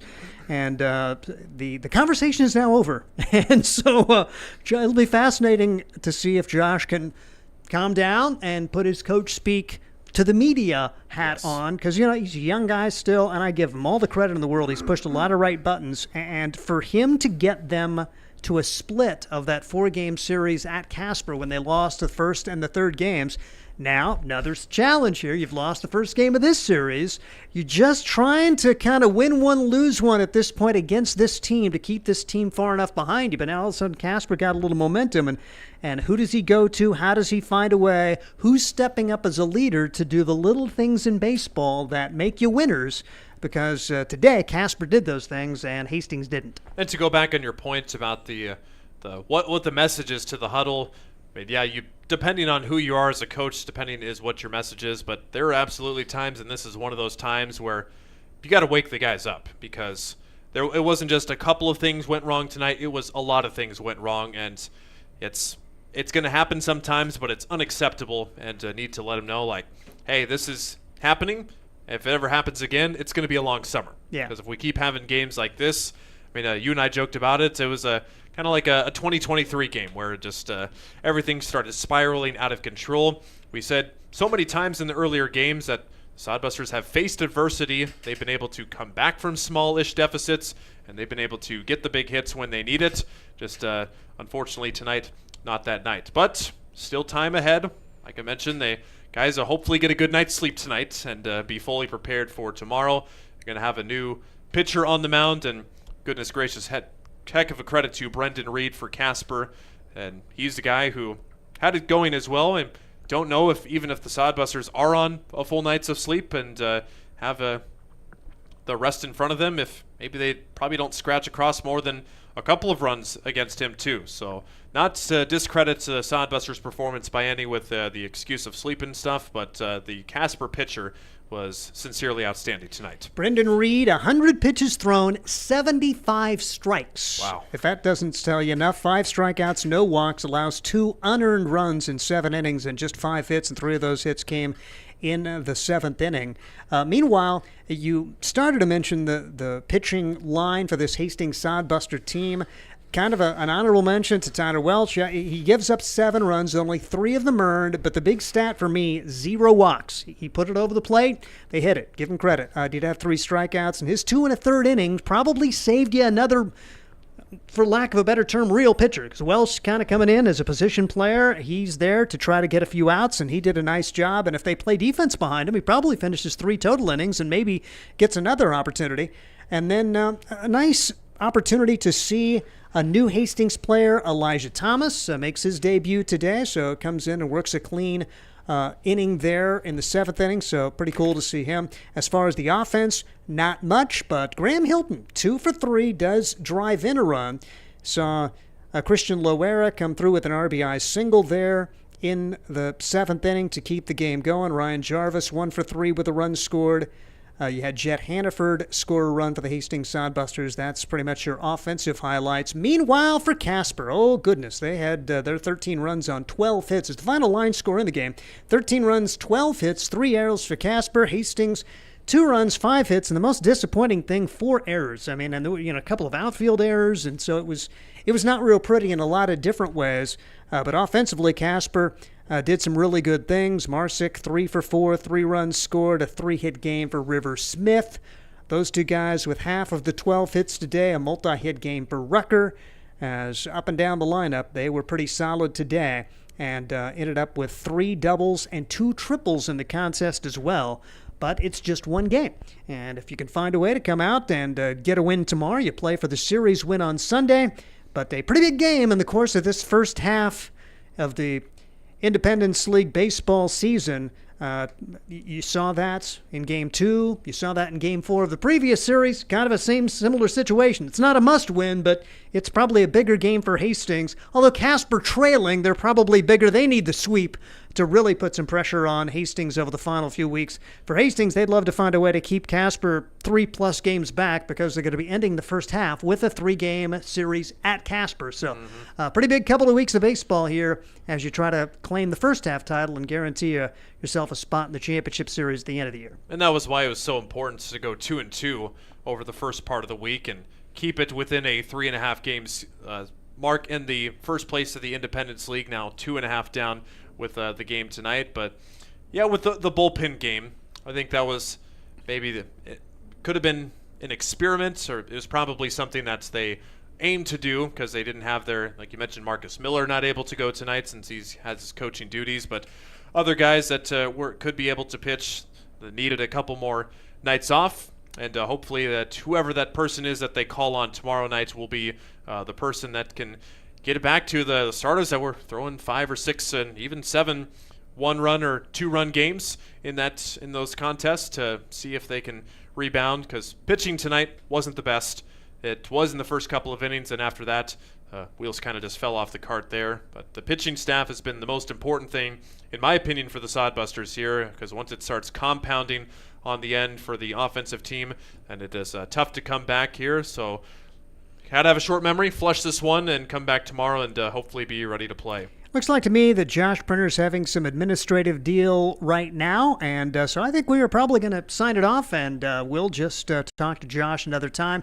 We're going to be having our Sodbuster Spotlight tomorrow. Get a chance to hear from Ethan Marshall, who had a tremendous outing to give the Hastings Sodbusters a series split. We'll have that Sodbuster Spotlight as part of our pregame tomorrow, but we're going to give Josh Printer the night off and just kind of call it a day. Anything you'd like to add in closing, Ryan? Well, hope you have fun tomorrow. I'll be off for a wedding tomorrow, so hope you called most of the runs today, so hopefully you get the runs in the Sodbusters' favor tomorrow, but look forward to catching back up with you on Sunday, partner. All right, we appreciate Ryan Valenta. We appreciate all the folks who help out with Sodbuster Baseball, particularly Mason Hendricks, who is our tremendous producer. The final score, once again, from Duncan Field, it was the Casper Spuds 13 and the Hastings Sodbusters. What did we score? 2. 13-2. Got a couple.